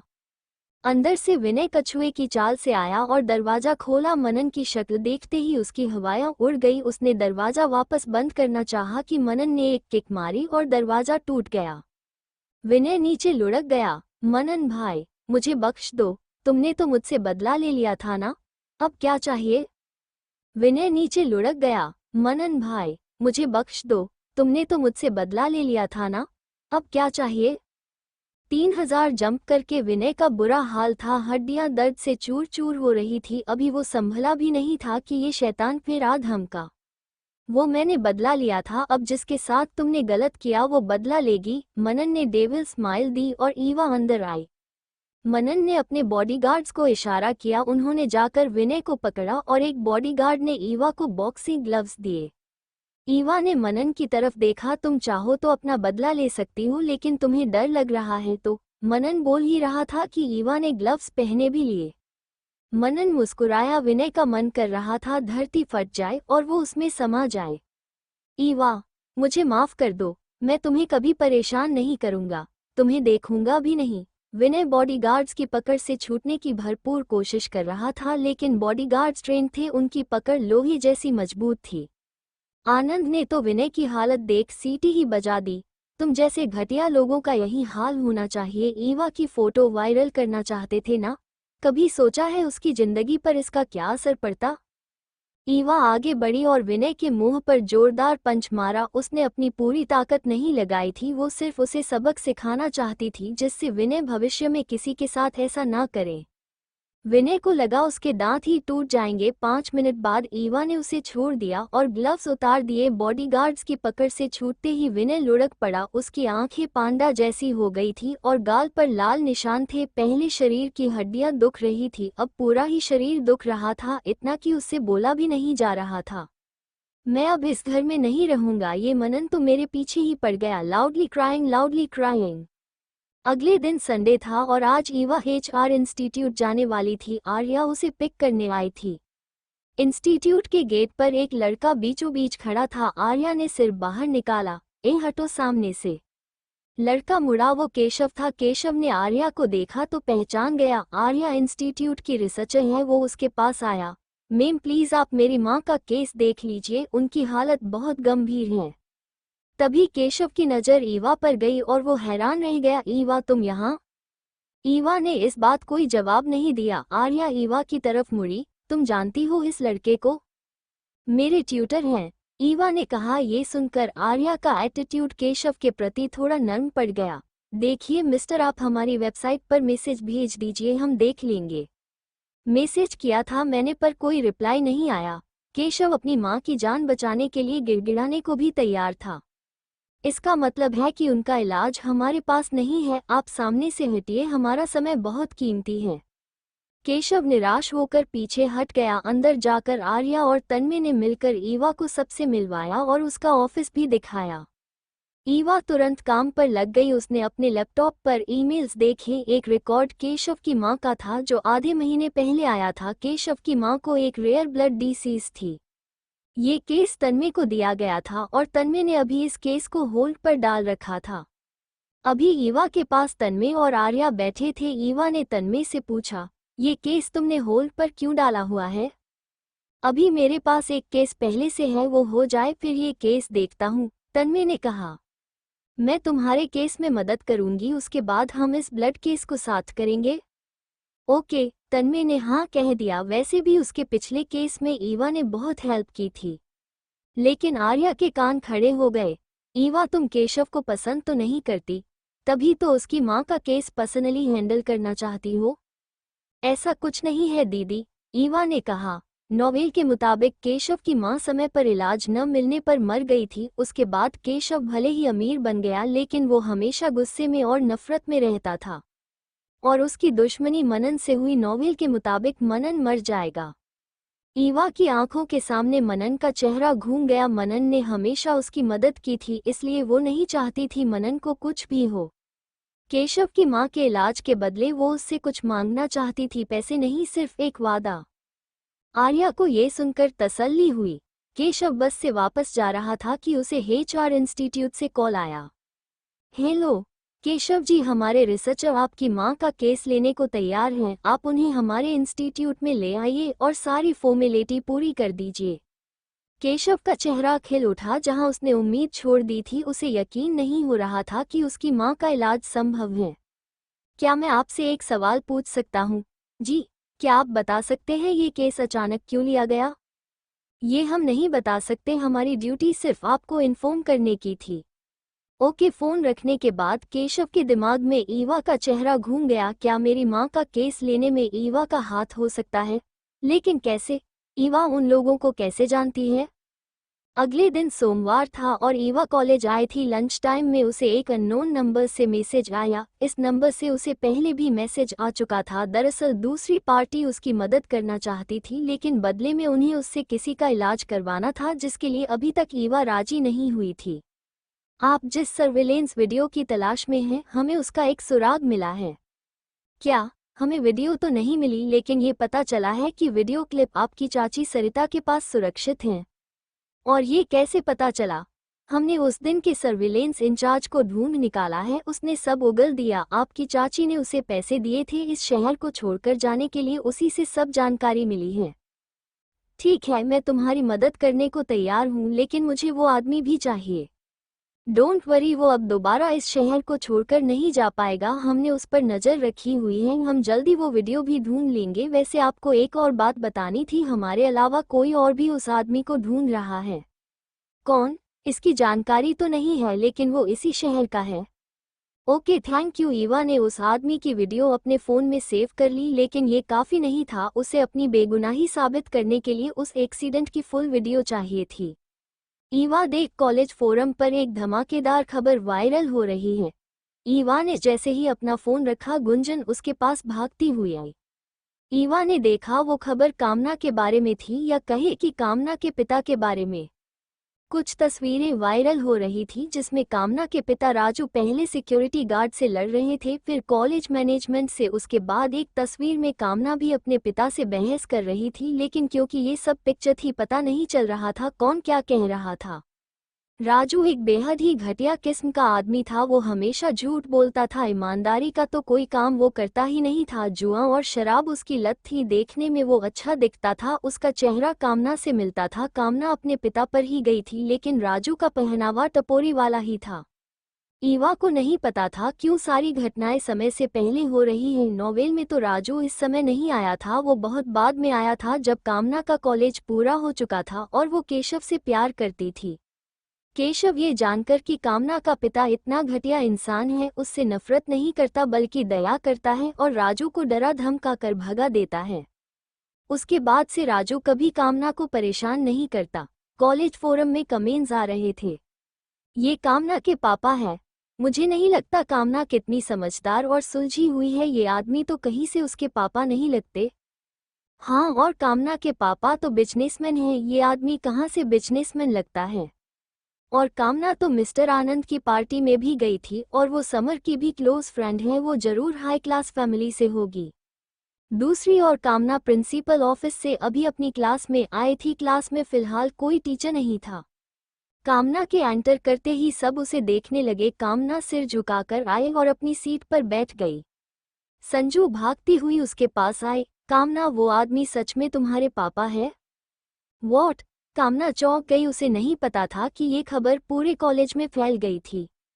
अरे वही आदमी जिसकी फोरम पर फोटो वायरल हो रही है। मुझे पता है वो तुम्हारे पापा हो ही नहीं सकते, तुम्हें पोस्ट करके ये बात क्लियर कर देनी चाहिए। फोरम? कामना बुदबुदाई और जल्दी से अपना फोन निकाला। फोरम पर न्यूज़ देखकर उसके चेहरे की हवाएं उड़ गई। उसे लगा था ये बात उस तक सीमित है। कामना ने इससे पहले राजू को 10 साल से नहीं देखा था। उसे सिर्फ इतना पता था कि उसका बाप एक घटिया आदमी है। आज पता नहीं कैसे वो यहाँ आ गए और इतना बवाल खड़ा कर दिया। इसी चक्कर में उसे प्रिंसिपल ऑफिस में जाना पड़ा। राजू कॉलेज वालों से शिकायत करने लगा कि कॉलेज की फीस बहुत ज़्यादा है। उसने इतना हंगामा किया कि कॉलेज मैनेजमेंट परेशान हो गया। कामना पहले ही बुरे मूड में थी और अब तो उसे और भी बड़ा झटका लगा था। सिर्फ मैनेजमेंट को नहीं, कॉलेज में स्टूडेंट्स को भी सब पता चल गया। क्या हुआ? ये तुम्हारे पापा नहीं है ना? संजू ने फिर पूछा। कामना चुप रही। उसे सच पता था, हाँ यही उसका बाप है और ये सच कभी नहीं बदलने वाला था, लेकिन वो इसे स्वीकारना नहीं करना चाहती थी। उसे ऐसे इंसान को अपना पिता कहते हुए शर्म आती थी। कामना ने देखा सभी उसकी तरफ देख रहे हैं, शायद उसके जवाब का इंतजार कर रहे थे। मुझे कुछ ठीक नहीं लग रहा, मैं सिक रूम जा रही हूँ, कहकर कामना क्लास से बाहर निकल गई। सोफी, जिसने ये खबर पढ़ी थी, वो कामना को ही ढूंढ रही थी। कामना, ये क्या मामला है? कामना ने सिर झुका लिया। चलो अकेले में बात करते हैं। सोफी उसका हाथ पकड़ कर ले गई। सिक रूम में आने के बाद उसने पूछा, ये क्या मामला है? वो आदमी तुम्हारा बाप है? लगता तो यही है। कामना मिनमिनाई। लगता है का क्या मतलब है या नहीं? 10 साल पहले वो आदमी मुझे और मेरी माँ को छोड़कर किसी और औरत के पास चला गया था। जब से आज तक हमने उसे नहीं देखा। पता नहीं आज क्यों वो यहाँ आए हैं। कामना की बात सुनकर सोफी को अपने धोखेबाज पिता मिस्टर भूषण का ख्याल आया। वो भी तो इस दुख से गुजरी थी। फर्क सिर्फ इतना था, वो अपने पिता के साथ रहती थी और कामना अपनी माँ के साथ।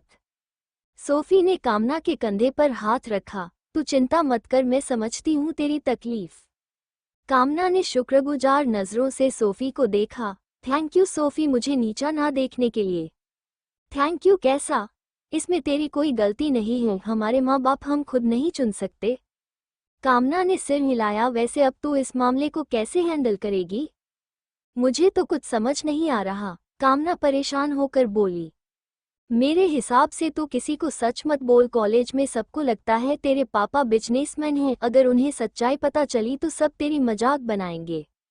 कॉलेज में सबको लगता था कामना एक अमीर खानदान की लड़की है, क्योंकि वो समर के घर आती जाती थी और समर माथुर फैमिली से बिलोंग करता था, जो सोसाइटी में हाई क्लास फैमिली थी। लेकिन कौन मेरा यकीन करेगा? मैं झूठ कैसे बोलूं? कामना ने कहा। मैं तेरा काम कर देती हूँ, अगर कुछ गड़बड़ हुई तो मेरे ऊपर होगी। मैं तुझे इसमें नहीं घसीट सकती। अरे तू डर मत, मुझे सिर्फ एक पोस्ट ही तो करना है, कोई क्या बिगाड़ लेगा मेरा। तू देखती जा बस। सोफी ने अपना फोन निकाला और अपने अकाउंट से पोस्ट डाली। तुम लोग अंधे हो क्या? ये आदमी कामना के पिता नहीं है, उन्हें मैंने देखा है, वो बहुत बड़े बिजनेसमैन हैं। उसकी पोस्ट सेंड करते ही सब लोग कामना से माफी मांगने लगे। सोफी ने खुश होकर अपना फोन कामना को दिखाया। ये देख, हो गया तेरा काम। कामना भी मुस्कुराने लगी। थैंक यू सोफी, आज तूने मेरी बहुत बड़ी मदद की है। पता नहीं मैं तेरा ये एहसान कैसे चुकाऊंगी। तू भी ना, ये कोई बड़ी बात नहीं थी, और वैसे भी हम दोस्त हैं। इसके बाद कामना खुशी खुशी अपनी क्लास में चली गई। उसके आते ही संजू ने उससे माफी मांगी। कामना सॉरी, मैंने गलत समझ लिया, मुझे लगा वो खबर सच है, मुझे तुझसे वो सवाल पूछना ही नहीं चाहिए था। इट्स ओके, मैं गुस्सा नहीं हूँ। कामना मुस्कुराई। संजू ने राहत की सांस ली और अपनी सीट पर बैठ गई। कामना को लगा ये मामला यही निपट गया, लेकिन आधे घंटे बाद ही फिर एक धमाका हुआ। अब की बार कोई फोटो नहीं, पूरी वीडियो वायरल हो गई। वीडियो में राजू प्रिंसिपल ऑफिस में खड़ा था, उसके साथ कामना भी थी। राजू ने कामना की पुरानी आईडी भी निकाली थी और एक पुराना फैमिली फोटोग्राफ जिसमें कामना, उसकी मां और राजू साफ दिखाई दे रहे थे। और एक समय पर कामना खुद बोलते हुए दिख रही है कि उसके पिता का नाम राजू है। पहले तो सबको सिर्फ शक था, लेकिन इस बार पक्का सबूत सामने था। सभी कामना को देखने लगे। उन्हें लग रहा था जैसे उन्हें बहुत बड़ा धोखा मिला हो। अगर कामना पहले ही मान लेती या सच बता देती तो कोई कुछ नहीं कहता, बल्कि सभी को उसके लिए बुरा लगता। लेकिन अब जब कामना ने झूठ बोलकर सबको उल्लू बनाया था, सबकी नज़रों में कामना गिर चुकी थी। कामना के चेहरे का रंग उड़ गया, वो जड़ हो गई। संजू ने जब याद किया कैसे उसने अभी अभी कामना से माफी मांगी थी, उसे बहुत गुस्सा आया। वो दंडाती हुई कामना के सामने आई और चिल्लाने लगी, ये क्या तमाशा लगा रखा है? ये आदमी तेरा बाप है या नहीं? और तूने मुझसे झूठ क्यों बोला? यहाँ तक मैंने माफी भी मांगी। मुझे नहीं पता था तू इतनी बड़ी ड्रामेबाज है। कामना सहम गई। वो सिर से पैर तक कांप रही थी। ऐसी स्थिति उसके जीवन में पहली बार आई थी। लेकिन मैंने तो सिर्फ इतना कहा था कि मैं तुमसे गुस्सा नहीं हूँ, कामना ने मुश्किल से सफाई दी। हाँ, मैं ही पागल हूँ। अरे कितनी चालाक हो तुम। अब तो मुझे यकीन हो गया, वो बदतमीज आदमी ही तेरा बाप है। जैसा बाप वैसी बेटी। संजू पैर पटक कर चली गई। क्लास में सभी उनका झगड़ा सुन रहे थे। सबकी नज़रों में कामना की झूठी इमेज खत्म हो गई थी। कामना का दिल कर रहा था वो अभी यहाँ से भाग जाए। आज उसकी वही स्थिति थी जो एक समय ईवा की थी। जैसे एक दिन ईवा से सब दूर भाग रहे थे, उसके बारे में उल्टी सीधी बातें बना रहे थे, आज वही सब कामना के साथ हो रहा था, जिसकी जिम्मेदार वो खुद थी। सम्राट और मनन आमने सामने बैठे थे। सम्राट आनंद से मिलने आया था, उसे मनन के बारे में उससे बात करनी थी, लेकिन यहाँ तो साक्षात मनन से सामना हो गया। मनन के होठों पर एक चार्मिंग मुस्कान थी जो किसी को भी दीवाना बना दे, लेकिन उसका ऑरा एकदम डेंजरस था। क्या बात है मिस्टर सम्राट, आप मुझसे मिलने आए? सम्राट उम्र में मनन से काफी बड़ा था, लेकिन फिर भी ऐसा लग रहा था जैसे मनन राजा हो और वो उसका मंत्री। सम्राट की भौहें तन गई। वैसे मिस्टर सम्राट को यही नहीं पता कि उनके घर में क्या हो रहा है। मनन ने एक तिरछी मुस्कान दी। कहना क्या चाहते हो? साफ साफ बोलो। सम्राट ने मनन को घूरा। मनन ने एक फाइल सम्राट के सामने पटक दी। Take a look. सम्राट ने एक नज़र मनन को देखा, फिर फाइल उठा ली। उस फाइल में ईवा के कॉलेज फोरम की वो सारी खबर थी जो ईवा के खिलाफ वायरल हुई थी। उस पर अपने ही भाई को धक्का देकर गिराने का आरोप, ईवा का एक गुंडे के साथ नाम। ईवा के खिलाफ बहुत सारे हेट कमेंट्स थे। ये एक सीरियस साइबर क्राइम था जो किसी को भी मेंटली टॉर्चर करने के लिए काफ़ी था। सम्राट की नसें तन गई उसके दिल पर, जैसे किसी ने छुरा घोंप दिया हो। उसकी बहन के साथ इतना सब कुछ होता रहा और वो उसकी मदद करने की जगह डांटने में बिजी था, उसे तमीज़ सिखाने में बिजी था। कैसे उसकी छोटी सी मासूम बहन ने इतना सब अकेले सहा होगा। सम्राट ने अपना फ़ोन निकाला। कोई ज़रूरत नहीं है, ये सिर्फ कॉपी है, सब पोस्ट फोरम से डिलीट हो गई हैं। मनन की ठंडी आवाज में कहा। सम्राट ने फ़ोन वापस रख दिया। अब तुम कहोगे मैं बहुत बिजी था, मुझे फॉरेन में अपना बिजनेस भी संभालना था और यहाँ अपनी फैमिली को भी, लेकिन ये कोई रीजन नहीं हुआ जिससे तुम अपनी गलती से मुंह मोड़ सको। तुम्हारी बहन को जब सब लोग बुली कर रहे थे तब तुम कहाँ थे? आज तक भी तुमने उससे पूछा कि उसे कोई परेशानी है या नहीं? सम्राट की मुठियां कस गई। ये बात घर से बाहर कैसे निकली? उसने तो घर के सभी नौकरों को समझाया था कि ये बात घर से बाहर नहीं निकलनी चाहिए। सम्राट ने सिर्फ ये कहा था समर का एक्सीडेंट हुआ है, फिर सबको ये कैसे पता चला कि ईवा ने उसे धक्का दिया है? तुमसे अपनी जिम्मेदारी नहीं निभाई गई, इसलिए मुझसे सवाल करने का तुम्हें कोई अधिकार नहीं है। Mind your own business. सम्राट मानता था उसकी गलती थी, लेकिन वो जिस बात के लिए आया था उसे कहे बिना नहीं जाएगा। तुमने जो ईवा की मदद की उसके लिए थैंक यू, लेकिन तुम ईवा से दूर रहो। ईवा अभी बहुत छोटी है। अगर तुम्हें कोई लड़की पसंद करनी है तो किसी और को ढूंढो, मेरी बहन का पीछा छोड़ दो, सम्राट ने कठोरता से कहा। मनन एक पल चुप रहा, फिर रहस्यमयी अंदाज में मुस्कुराया। मिस्टर सम्राट, मुझे सुझाव देने की जगह अपने घर की परेशानियां दूर कीजिए, और रही बात ईवा की तो मैं कुछ भी करूं तुम बीच में नहीं बोल सकते। हिम्मत है तो मुझे रोक कर दिखाओ। गुड बाय कहकर मनन चला गया। सम्राट का चेहरा कोयले की तरह काला पड़ गया। मनन नीचे आया। आनंद पार्किंग के पास चक्कर लगाए जा रहा था। मनन को आता देख आनंद तुरंत उसके पास आया। तूने कुछ कहा तो नहीं उसे? मैं क्या कहूँगा? मनन ने भौहें उचकाई। तुझे एक खबर देनी है। ईवा के घर की सर्वेंट लतिका, उसकी बेटी कामना के बाप ने कॉलेज में आकर बहुत तमाशा किया, और तुझे पता है ये सब किसने किया? सम्राट ने। चलो कुछ तो अक्ल है उसमें, मनन ने सोचा। आज भी दादी माँ ईवा को कॉलेज से लेने आई थी। इस समय वो दोनों कार में बैठी थी। ईवा, तुम्हारा बड़ा भाई अक्षत कुछ दिन हवेली में रहने आया है, वो भी अपनी माँ से परेशान हो गया होगा। अक्षत सोमित का बड़ा भाई था। सोमित को जादूगर बनना था, वहीं अक्षत सिंगर था। सरिता हमेशा उसे सुनाती रहती थी, इसलिए अक्षत की अपनी माँ से कम बनती थी। अक्षत ने सोमित से सुना था कैसे वो ईवा के साथ मस्ती करता है। ईवा ने उसे गिफ्ट भी दिया है। अक्षत से रहा नहीं गया, वो यहाँ रहने आ गया। ईवा घर आकर अपने कमरे में जा रही थी कि बराबर वाले कमरे से गिटार की आवाज सुनी। धुन इतनी सुरीली थी कि ईवा भी वहीं खड़े होकर सुनने लगी।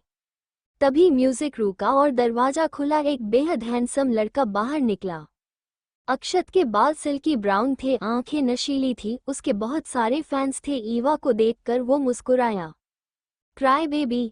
ईवा ने उसे गोल गोल आंखों से देखा। बचपन में जब भी मैं तुम्हें गोद में उठाता था तुम रोने लगती थी, इसलिए तुम्हारा नाम रखा है मैंने क्राई बेबी। अक्षत हंसते हुए बोला। उसकी आवाज भी बहुत मीठी थी। उसे समझ नहीं आता था, वो सोमित को छेड़ता था तो वो खिलखिलाने लगता था, लेकिन ईवा को छूते ही वो जोर जोर से रोने लग जाती थी। फिर कोई ना कोई आकर ईवा को उसकी गोद से ले जाता था। अक्षत ईवा और सोमित से 10 साल बड़ा था। उसने देखा उसकी बहन जैसे पहले डॉल लगती थी, बड़े होकर भी नाजुक गुड़िया ही लगती है। बचपन में सभी रोते हैं, आप भी रोए होंगे, ईवा ने मासूमियत से कहा। उसे इस भाई की कोई मेमोरी नहीं थी। लेकिन तुमने मुझे रोते हुए नहीं देखा। ईवा ने कोई जवाब नहीं दिया और अपने कमरे में चली गई। अक्षत अपने कमरे में आया। उसका लैपटॉप खुला हुआ था। वो अपनी टीम के साथ नए गाने की रिहर्सल कर रहा था। अक्षत, क्या हुआ? तूने गाना बीच में क्यों छोड़ दिया? उसके दोस्त ने कहा। कुछ नहीं, अक्षत बेमन से बोला। फिर कुछ सोचकर उसने अपने दोस्तों से पूछा, तुम में से किसी की छोटी बहन है क्या? नहीं, मेरा छोटा भाई है, मैं तो सिंगल चाइल्ड हूँ, मेरी बहन मुझसे बड़ी है। अक्षत के होंठ भींच गए। वैसे अचानक ये सवाल क्यों? मेरी छोटी बहन है, वो बहुत क्यूट है, मैं उसके साथ खेलना चाहता हूँ, लेकिन पता नहीं क्यों वो मुझे देखते ही रोने लगती थी। बड़े होकर भी वो मुझे देखकर भाग गई। अक्षत ने अपना सिर खुजलाया। सोमित उसके सामने फेंक रहा था। कैसे ईवा उसके साथ घूमने जाती है, उसे स्वेटर भी दिया, वो कितनी क्यूट है। अक्षत को जलन होने लगी थी, उसे भी अपनी बहन के साथ खेलना था। सिंपल है, तू ना उसे गाना सुना, वो पक्का तेरी फैन हो जाएगी, फिर देखना तू उसका फेवरेट भाई बन जाएगा, एक दोस्त ने कहा। अक्षत ने सोचा ये आइडिया अच्छा है, सभी लड़कियां उसकी सिंगिंग की फैन हैं, ईवा को भी सिंगिंग पसंद होगी। अक्षत हमें भी अपनी बहन से मिलवाना, तू इतना हैंडसम है तो तेरी बहन भी बहुत खूबसूरत होगी, एक दोस्त ने कहा। हाँ भाई मिलवाना। सभी हाँ में हाँ मिलाने लगे। अक्षत की भौहें तन गई। नहीं, तुम सबको गाने की रिहर्सल करनी है या नहीं? हाँ भाई, तो हम तेरे घर आ जाते हैं, वहीं प्रैक्टिस कर लेंगे, क्यों दोस्तों? हाँ। अक्षत ने अपने दोस्तों के हैंडसम चेहरे देखे और उनकी चमकती आंखें देखी तो उसे लगा ये सब भेड़िए हैं जो उसकी मासूम खरगोश जैसी बहन को उठाकर ले जाना चाहते हैं। मेरा घर छोटा है, तुम यहाँ नहीं आ सकते, बाय। अक्षत ने वीडियो कॉल एंड कर दी। सरिता बहुत परेशान थी। अचानक उसके घर में इंटरनेट सर्विस बंद हो गई थी। सरिता ने टेक्नीशियन को बुलाया। टेक्नीशियन ने कुछ ही देर में सब ठीक कर दिया। इसके कुछ ही देर बाद ईवा को मैसेज मिला। मिरेकल, हमें वो वीडियो मिल गई है। दरअसल सरिता के घर का इंटरनेट बंद करना एक प्लेन था, उसके घर से वो वीडियो लेने का टेक्नीशियन ने वीडियो की कॉपी ले ली थी, लेकिन ओरिजिनल पेन ड्राइव सरिता के पास ही थी, जिससे सरिता को शक ना हो। अब आपको हमारा काम भी करना होगा, ओके, लेकिन अगले हफ्ते। ओके। ईवा ने वीडियो देखी, उसमें साउंड नहीं थी लेकिन वीडियो पूरी साफ थी। साफ देखा जा सकता था वो और समर सीढ़ियों के पास लड़ रहे थे, दोनों ही बहुत गुस्से में थे। समर ने ईवा को कुछ कहा और मुड़कर जाने लगा। गुस्से में वो इतना अंधा हो गया कि उसे ये एहसास ही नहीं हुआ कि पीछे सीढ़ियां हैं। समर का पैर हवा में रह गया और वो गिर गया। ईवा भी हैरान रह गई। उसने समर का हाथ पकड़ने की कोशिश की लेकिन पकड़ नहीं पाई। इस वीडियो से उसकी बेगुनाही साबित हो सकती थी। ईवा ने सोचा वो किसे ये वीडियो भेजे, सम्राट को। अचानक वो रुक गई। समर का हाथ अभी ठीक नहीं हुआ, ऐसे में वो ये वीडियो देखकर कहीं दुखी ना हो। ये वीडियो दिखाने से पहले उसे समर की सर्जरी करनी होगी। ईवा ने एचआर इंस्टीट्यूट को मैसेज किया, मैं समर की सर्जरी करने को तैयार हूँ। दूसरी तरफ से तुरंत रिप्लाई आया, हम चाहते थे कि तुम ये सर्जरी करो लेकिन अब नहीं, तुमने पहले ही केशव की मां का केस ले रखा है, एक साथ 2 केस तुम कैसे हैंडल करोगी? मैं करना चाहती हूँ, it's my final decision. Okay. उधर सम्राट को खबर मिल गई कि समर की सर्जरी फाइनल हो गई है। उसने घर में सबको बता दिया, सभी बहुत खुश हुए, सबसे ज्यादा समर। समर डर के कारण अपने भाई के साथ ऑफिस तो जाने लगा था लेकिन वो सिर्फ ज़ॉम्बी की तरह हो गया था। पियानो म्यूजिक उसकी जान था। अगर एक उम्मीद ना होती कि उसका हाथ ठीक हो जाएगा तो वो मर ही जाता। समर इतना खुश था कि उसकी आंखों से आंसू बहने लगे। फाइनली वो फिर पियानो बजा पाएगा। राघव जी और राधा ने अपने बेटे को देखा, वो भी बहुत खुश थे। सम्राट, सर्जरी के बाद हमें उस सर्जन को पर्सनली थैंक यू कहना होगा, वो सर्जन हमारे लिए भगवान का आशीर्वाद बनकर आया है। जी डैड, सम्राट ने पहले ही सोच लिया था वो सर्जन को मुंह मांगी कीमत देगा। आज सुबह ईवा रोजाना की तरह समय पर नहीं उठी। दादी माँ को फिक्र होने लगी। जब से ईवा आई थी वो हमेशा समय पर उठ जाती थी। दादी माँ ने ईवा के कमरे का दरवाजा खटखटाया। ईवा बेटा, दरवाजा खोलो। अंदर से कोई आवाज नहीं आई। मैं अंदर आ रही हूँ। दादी माँ अंदर आए। ईवा का पूरा रूम प्रिंसेस स्टाइल में था, सब कुछ पिंक पिंक और बहुत ही क्यूट। बड़े से पिंक बेड पर ईवा सिकुड़कर लेटी हुई थी, उसकी आंखें बंद थी। दादी माँ ने जैसे ही ईवा का माथा छुआ वो चौंक गई, इसे तो बहुत तेज बुखार है। अक्षत, अक्षत, जल्दी आ। दादी माँ ने जोर से आवाज लगाई। अक्षत, क्योंकि पास वाले कमरे में था, आवाज सुनते ही दौड़कर आया। देख, ईवा को बहुत तेज बुखार है, इसे हॉस्पिटल ले जाना होगा। अक्षत घबरा गया। उसने तुरंत ईवा को ब्लैंकेट सहित गोद में उठाया और नीचे भागा। ईवा को नमुनाई, शांत हो जाओ, मैं हूँ अक्षत, मैं तुम्हें हॉस्पिटल लेकर जा रहा हूँ, मैं तुम्हें परेशान नहीं करूँगा, आई प्रोमिस। दादी माँ अक्षत के पीछे पीछे आए और सभी कार में बैठ गए। अक्षत ने ईवा का चेहरा देखा, उसकी भौहें तनी हुई थी, चेहरा पीला पड़ गया था। ये पहली बार था कि ईवा उसकी गोद में रोई नहीं थी, लेकिन इससे अच्छा वो रोती तो सही था। अक्षत से ईवा की ये हालत देखी नहीं जा रही थी।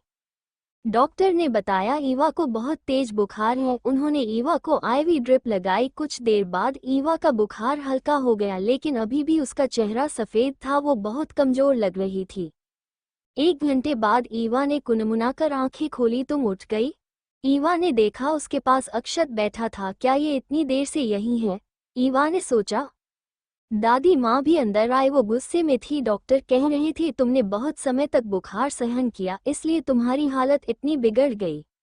ईवा ने नजरें झुका ली। रात 1 बजे तक उसने काम किया था। उसे लग रहा था उसे फीवर है, लेकिन रात में वो किसी को परेशान नहीं करना चाहती थी, इसलिए वो सो गई। ईवा की चुप्पी देख दादी माँ सब समझ गई। वो दुखी होकर बोली, बेटा तुम्हें रात में मुझे उठा देना चाहिए था। मुझे बुरा नहीं लगता, बुरा मुझे अब लग रहा है तुम्हारी तकलीफ देखकर। दादी माँ ईवा के लिए सूप लेकर आए। अक्षत ने ईवा का बेड ऊपर किया और अपने हाथ में सूप की बाउल लेकर उसे पिलाने लगा। अभी भी ईवा को बहुत कमजोरी थी। मैं खुद पी लूंगी। ईवा ने अक्षत के हाथ से बाउल लेनी चाही। उसे अपना ध्यान खुद रखने की आदत थी, पर अक्षत ने उसे नहीं दिया। नहीं, तुमने अपने कपड़ों पर गिरा लिया तो। और सूप बहुत गर्म है, चलो मुंह खोलो। ईवा ने बहस नहीं की। धीरे धीरे उसे इन रिश्तों की आदत होने लगी थी। थोड़ी देर बाद ईवा के मम्मी पापा और भैया भी आ गए। समर भी साथ था, लेकिन सम्राट ने उसे बाहर रुकने बोला था। उसे डर था समर को देखकर ईवा को उसके ताने याद आ जाएंगे। समर बाहर से देख रहा था। उसकी बहन जिससे वो कितना प्यार करता था, आज वो उसके सामने भी नहीं जा पा रहा था। शायद ये मेरे ही कर्मों की सजा है, मैंने ईवा को बहुत तकलीफ दी है, समर खुद से ही बोला। कितनी हैप्पी फैमिली थी उनकी, लेकिन उस एक एक्सीडेंट ने सब कुछ बिखेर दिया। ईवा से उसकी लड़ाई कामना को लेकर हुई थी। ईवा को कामना और समर की दोस्ती पसंद नहीं थी। उसे लगता था कामना समर का इस्तेमाल कर रही है, लेकिन ईवा की वजह से समर कामना से दोस्ती नहीं तोड़ना चाहता था। उसे लगा ईवा कामना से जल रही है, लेकिन आज उसे अपनी बेवकूफ़ी पर ही हंसी आ रही थी। जिसके लिए उसने अपनी बहन से झगड़ा किया, वो एक नंबर की धोखेबाज निकली।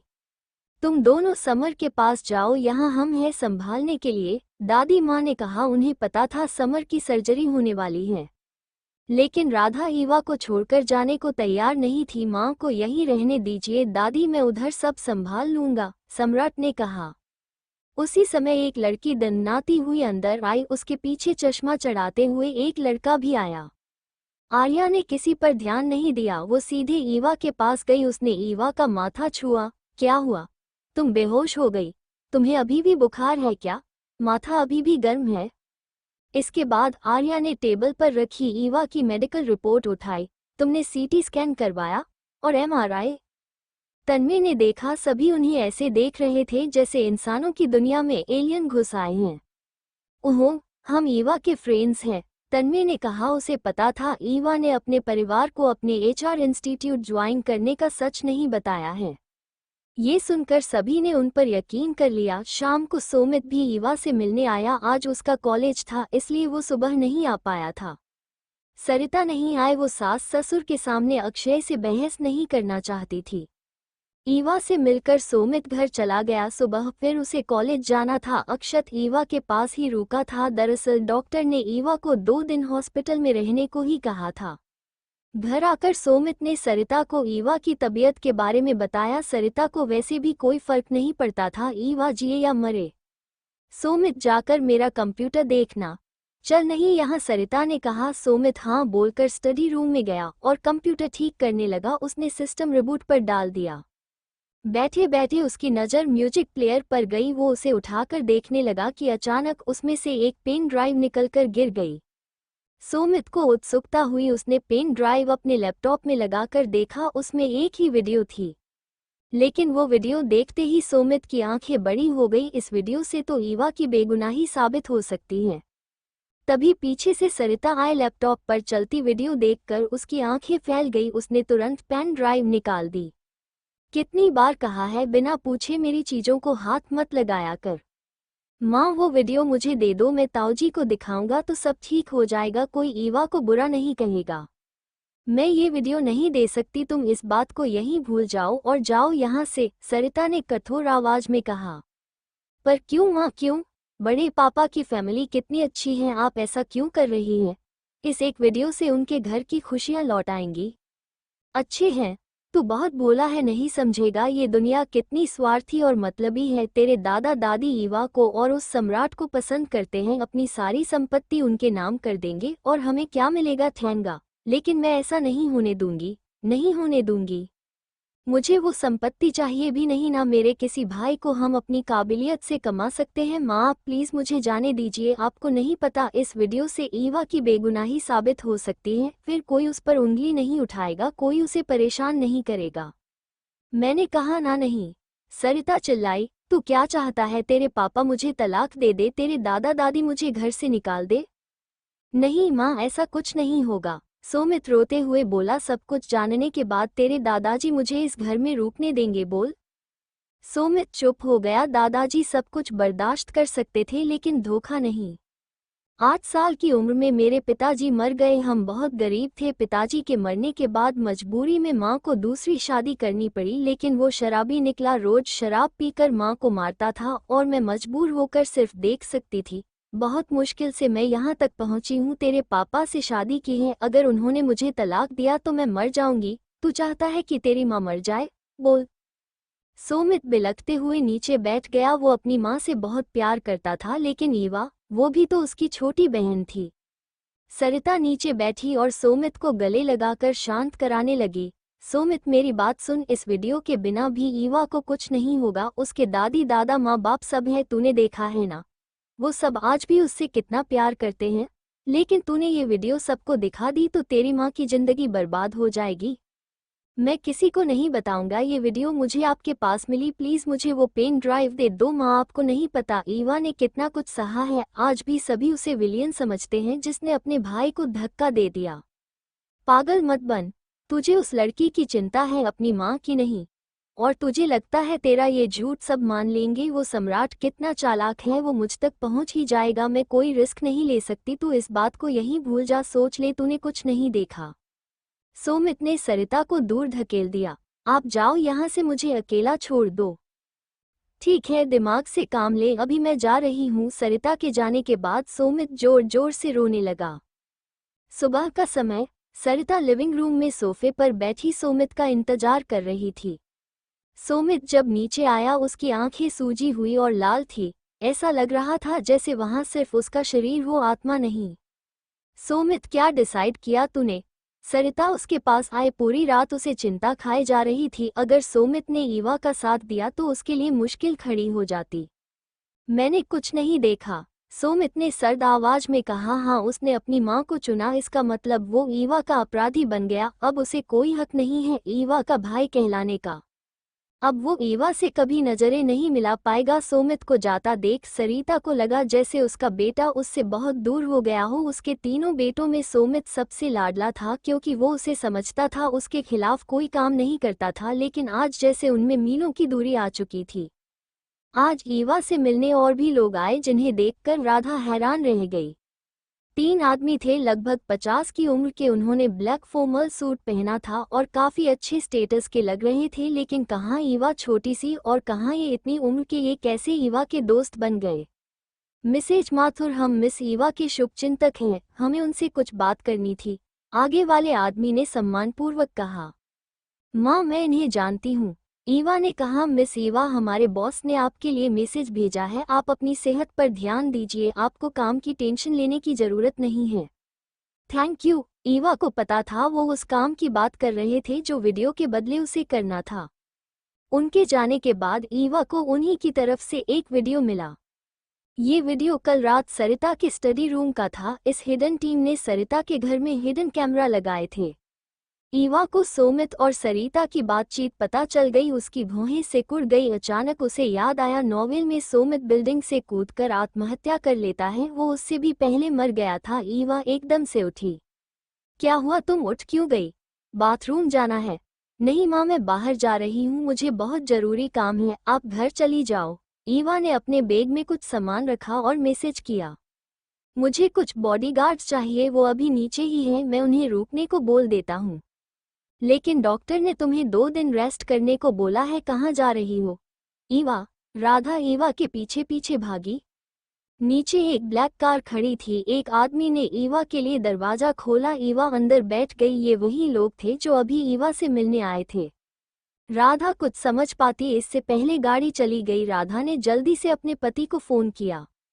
राघव जी इस समय जरूरी मीटिंग में थे। राधा कुछ जरूरी बात है क्या? मैं अभी मीटिंग में हूँ। मीटिंग को मारिए गोली। ईवा हॉस्पिटल से चली गई। वो बहुत जल्दबाजी में थी। राधा ने एक सांस में सारी बात बता दी। उसे लग रहा था ईवा जरूर किसी मुसीबत में है। राघव जी भी परेशान हो गए। तुम घबराओ मत, मैं अभी आ रहा हूँ। राघव जी ने अपने कुछ बॉडीगार्ड्स को ईवा के पीछे भेज दिया। साथ ही सम्राट को भी इन्फॉर्म कर दिया। अपने असिस्टेंट को सब समझाकर वो जल्दी से निकल गए। ईवा सबसे पहले सोमित के कॉलेज गई। सोमित बहुत शांत सा अपनी क्लास में बैठा था। उसका गिल्ट उसे अंदर ही अंदर खाए जा रहा था। उसे ऐसी घुटन हो रही थी जैसे वो सांस भी नहीं ले पा रहा। उसे लग रहा था वो दुनिया का सबसे बुरा इंसान है और उससे भी बुरा भाई।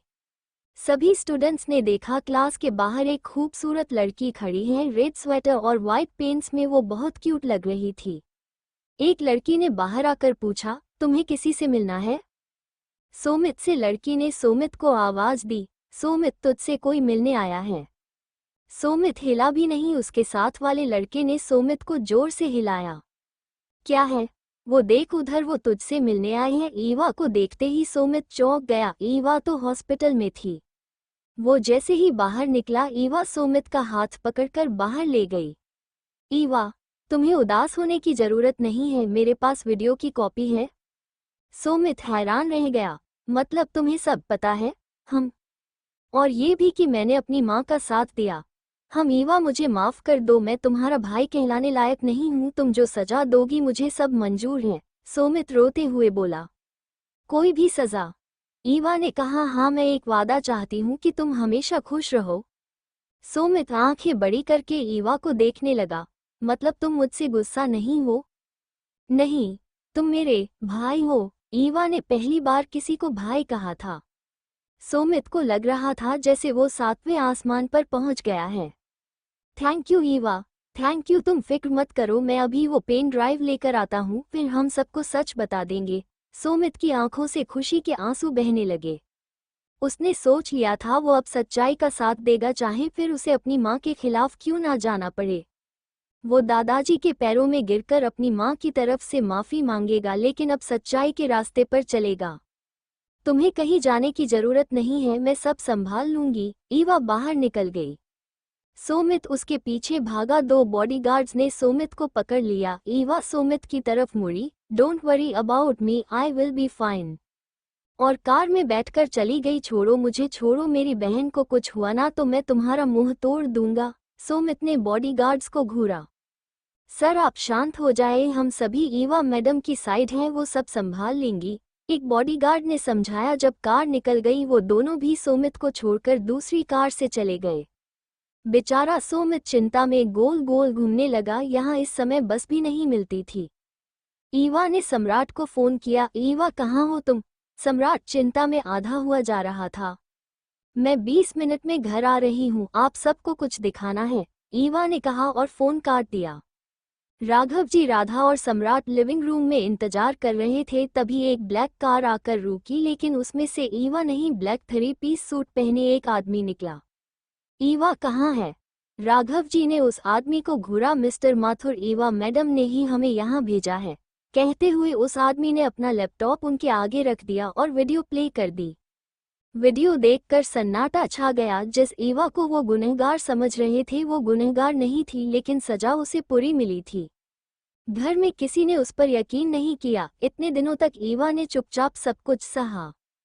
उन्हें याद आया कैसे उन्होंने ईवा को उस दिन हॉस्पिटल में समर के वार्ड में भी नहीं जाने दिया। समर का टिफिन फेंकना।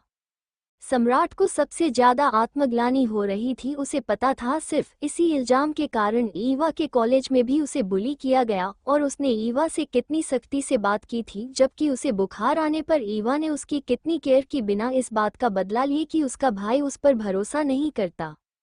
सबके सिर शर्म से झुक गए। ईवा मैडम ने ये भी कहा है आप ये सब समर को ना बताए, उस आदमी ने प्रोफेशनल लहजे में कहा। ये सुनकर सब खुद को बहुत छोटा महसूस करने लगे। अभी भी ईवा को समर की फिक्र थी और उन्होंने उस पर कितना घिनौना इल्जाम लगाया था। ईवा, तुम यहाँ? तुम तो हॉस्पिटल में एडमिट थी ना? सरिता अचानक घर में ईवा को देखकर चौंक गई। इस समय वो घर में अकेली थी। अच्छा आओ बैठो, मैं तुम्हारे लिए जूस लेकर आती हूँ, सरिता ने झूठी मुस्कान बिखेरते हुए कहा। ईवा एक एक कदम आगे बढ़ते हुए बोली, मुझे वो सर्विलेंस वीडियो मिल गया है। क्या? सरिता के दिमाग में जैसे शॉर्ट सर्किट हो गया। कौन सा वीडियो? सरिता खुद को शांत करते हुए बोली, लेकिन उसका दिल बहुत तेज धड़क रहा था। तुम अच्छे से जानती हो मैं किस वीडियो की बात कर रही हूँ। ईवा ने अपना फोन आगे किया। फोन में सिर्फ समर के गिरने वाली वीडियो नहीं, बल्कि वो वीडियो भी थी जिसमें सर्विलेंस वीडियो इंचार्ज वाला आदमी कबूल कर रहा है कि सरिता ने उसे इस काम के पैसे दिए थे और शहर से बाहर भेज दिया था। वीडियो देखकर सरिता हक्की बक्की रह गई। ये कैसे हो सकता है? इसके पास वीडियो कहाँ से आए? इससे पहले ये लड़की मेरा भांडा फोड़े, मुझे इससे छुटकारा पाना होगा।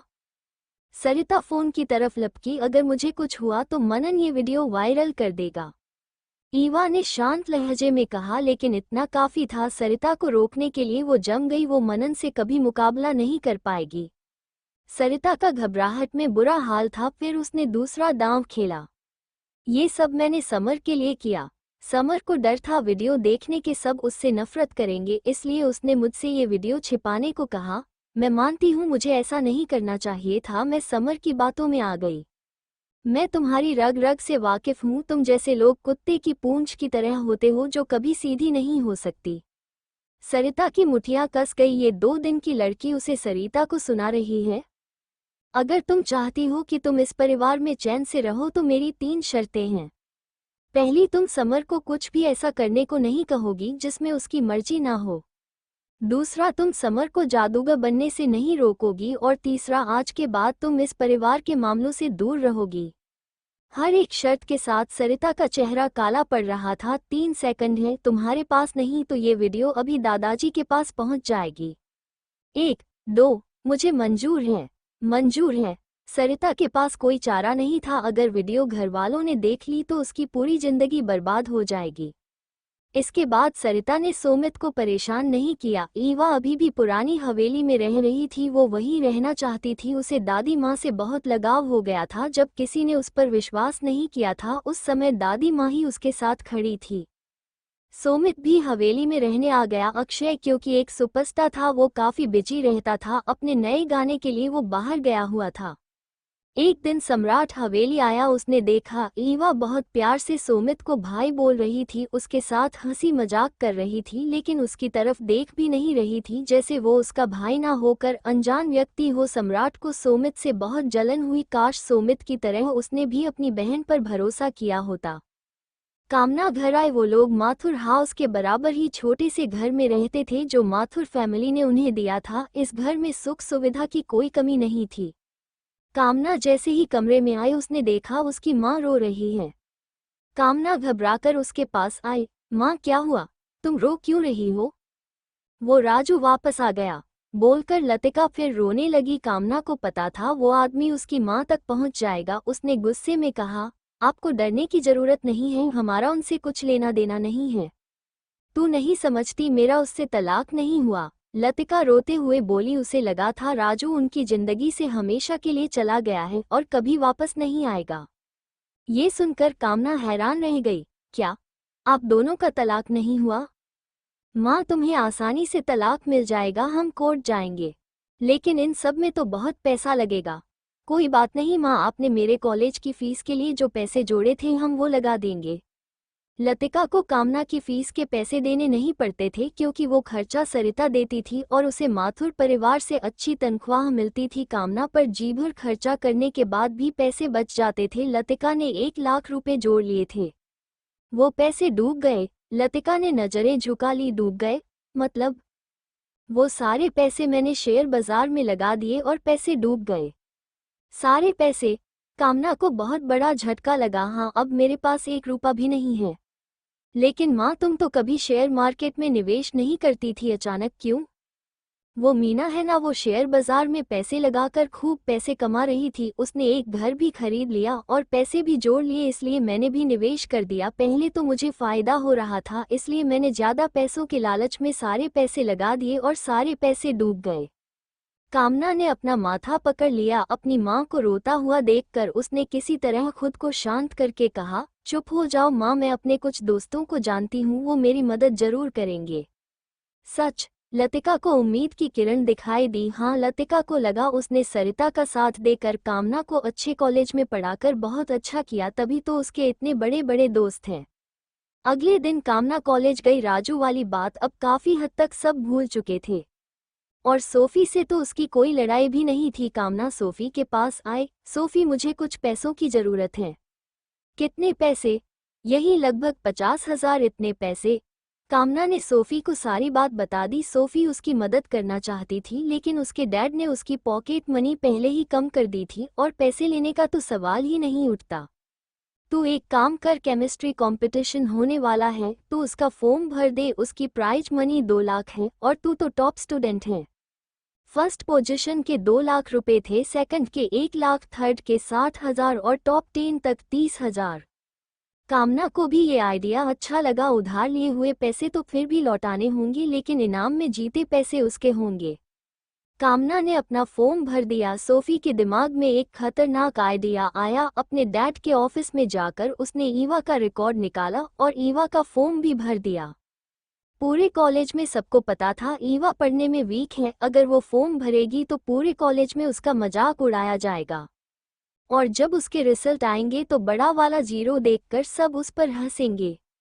अब आएगा मजा। बहुत उड़ती है ना तू ईवा, अब देख तेरी कितनी बेइज्जती होगी। सोफी शैतानी तरीके से मुस्कुराई।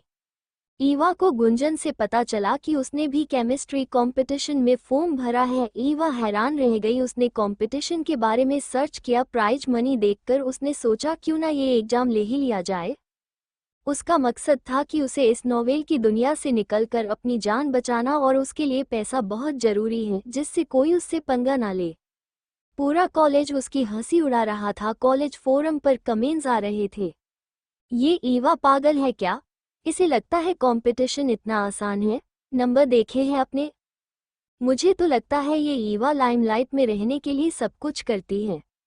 हाँ, लेकिन जब रिजल्ट आएगा तब इसका मुंह देखने लायक होगा।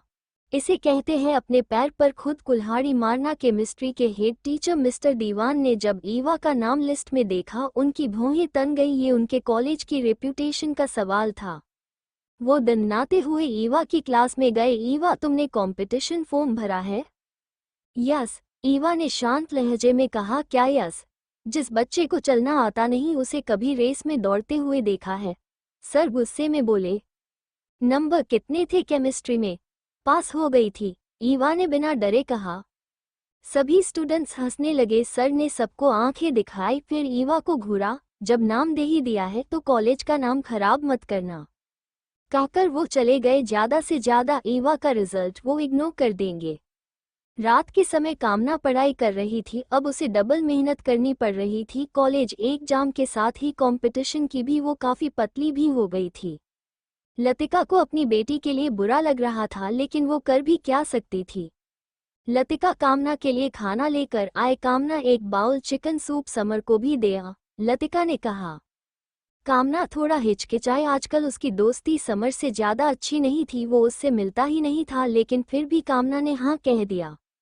कामना ने मेन गेट पर अपने फिंगरप्रिंट लगाए, लेकिन उसके फिंगरप्रिंट से गेट नहीं खुला। कामना हैरान रह गई। इससे पहले तो उसके और उसकी माँ के फिंगरप्रिंट से गेट खुल जाता था। कामना ने समर को मैसेज किया, मैं गेट के बाहर खड़ी हूँ, माँ ने चिकन सूप बनाया है, तुम्हारा फेवरेट। 5 मिनट बाद रिप्लाई आया, नो थैंक्स। कामना देखती रह गई। उसका दिल कह रहा था कुछ तो गड़बड़ है, लेकिन क्या हो सकता है? कहीं समर को गिफ्ट वाली सच्चाई तो पता नहीं लग गई? नहीं, अगर ऐसा होता तो अब तक कोई चुप नहीं बैठता। कामना को वापस आता देख लतिका ने कहा, क्या हुआ, सूप वापस क्यों ले आए?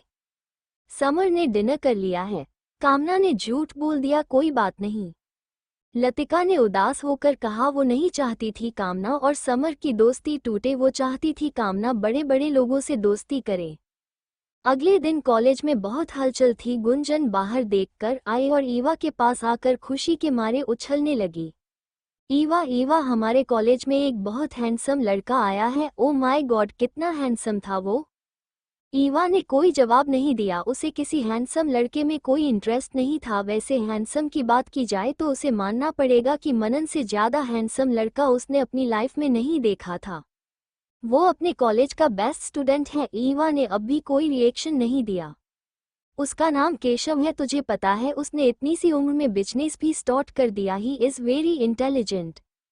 इस बार ईवा ने ऊपर देखा क्योंकि उसने खुद केशव के बिजनेस में इन्वेस्ट करा था। उसे मालूम था केशव की कंपनी बहुत सक्सेसफुल हो रही है। पूरे शहर में उसका नाम फेमस हो चुका था। वो यहाँ क्यों आया है? ईवा ने कहा, हमारे कॉलेज वालों ने केशव को मोटिवेशनल स्पीच के लिए बुलाया है। यहाँ कामना को भी संजू ने केशव के बारे में बताया। कामना इससे पहले कभी केशव से नहीं मिली थी, ना उसे जानती थी। कंपटीशन को जीतने के लिए उसके पास 1 मिनट का फालतू समय नहीं था। संजू ने कामना से माफी मांग ली थी और कामना ने भी इस बात को भुला दिया था क्योंकि वो नहीं चाहती थी ईवा की तरह हर कोई उससे मुंह मोड़े। कुछ देर बाद सबको अनाउंसमेंट हॉल में बुलाया गया। कामना तो वहां भी अपने नोट्स लेकर पहुंची थी। ईवा की क्लास वहां नहीं थी। केशव ने आज नेवी ब्लू 3 पीस सूट पहना था जिसमें वो बहुत ज्यादा हैंडसम एंड चार्मिंग लग रहा था। उसके चेहरे पर एक कोल्ड बिजनेसमैन वाला ऑरा था। कामना केशव को देखती रह गई। उसके साथ पहली बार ऐसा हुआ था कि किसी लड़के को देखकर उसका दिल इतनी जोर से धड़क रहा था। केशव की स्माइल, उसकी आंखें, उसकी बातें सब कामना के दिलो दिमाग पर छा गई। यहाँ तक वो नोट्स देखना भी भूल गई। केशव ने कहा, आज वो जहाँ पर खड़ा है अपनी मेहनत पर खड़ा है, उसने किसी की मदद नहीं ली। कामना भी यही चाहती थी। केशव की बातें उसके दिल को छू गई। स्पीच के बाद मिस्टर दीवान केशव को कैफेटेरिया में ले गए। कैफेटेरिया में केशव की नज़र ईवा पर चली गई। आज ईवा ने फ्लफी पिंक ड्रेस पहनी हुई थी, बालों को खुला छोड़ रखा था। उसका छोटा सा मासूम चेहरा भीड़ में सबसे अलग लग रहा था। सबसे खूबसूरत उसकी गहरी काली आंखें थीं जो हमेशा चमकती रहती थी। मिस्टर दीवान ने केशव को ईवा की तरफ देखता देख कहा, तुम ईवा को जानते हो? हाँ, केशव ने झूठ नहीं कहा। कैसे? मैंने उसे ट्यूशन दिया था, लेकिन मुझे नहीं लगता उसे ट्यूशन की कोई ज़रूरत है, केशव ने आंखों में चमक भरते हुए कहा।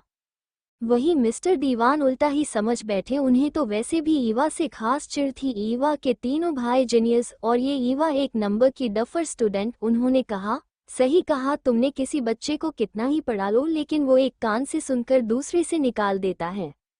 केशव की भौहें सिकुड़ गई। मेरा वो मतलब नहीं था, I mean she is a genius. Mister Diwan मुंह खोले केशव को देखते रह गए। कैफेटेरिया में कामना भी थी। उसकी नज़र अब भी केशव पर थी, लेकिन केशव उसको जानता भी नहीं था, ना उसकी तरफ उसका ध्यान गया था। जल्द ही कंपटीशन एग्जाम का दिन भी आ गया। उस दिन कॉलेज की छुट्टी थी क्योंकि एग्जाम दोपहर में था। सुबह ईवा इंस्टीट्यूट चली गई। जब वो एग्जाम हॉल में पहुंची वो सबसे लास्ट थी। सभी बच्चे पहले ही आ चुके थे। 2 घंटे का एग्जाम था जिसे ईवा ने 1 घंटे में करके दे दिया और चली गई।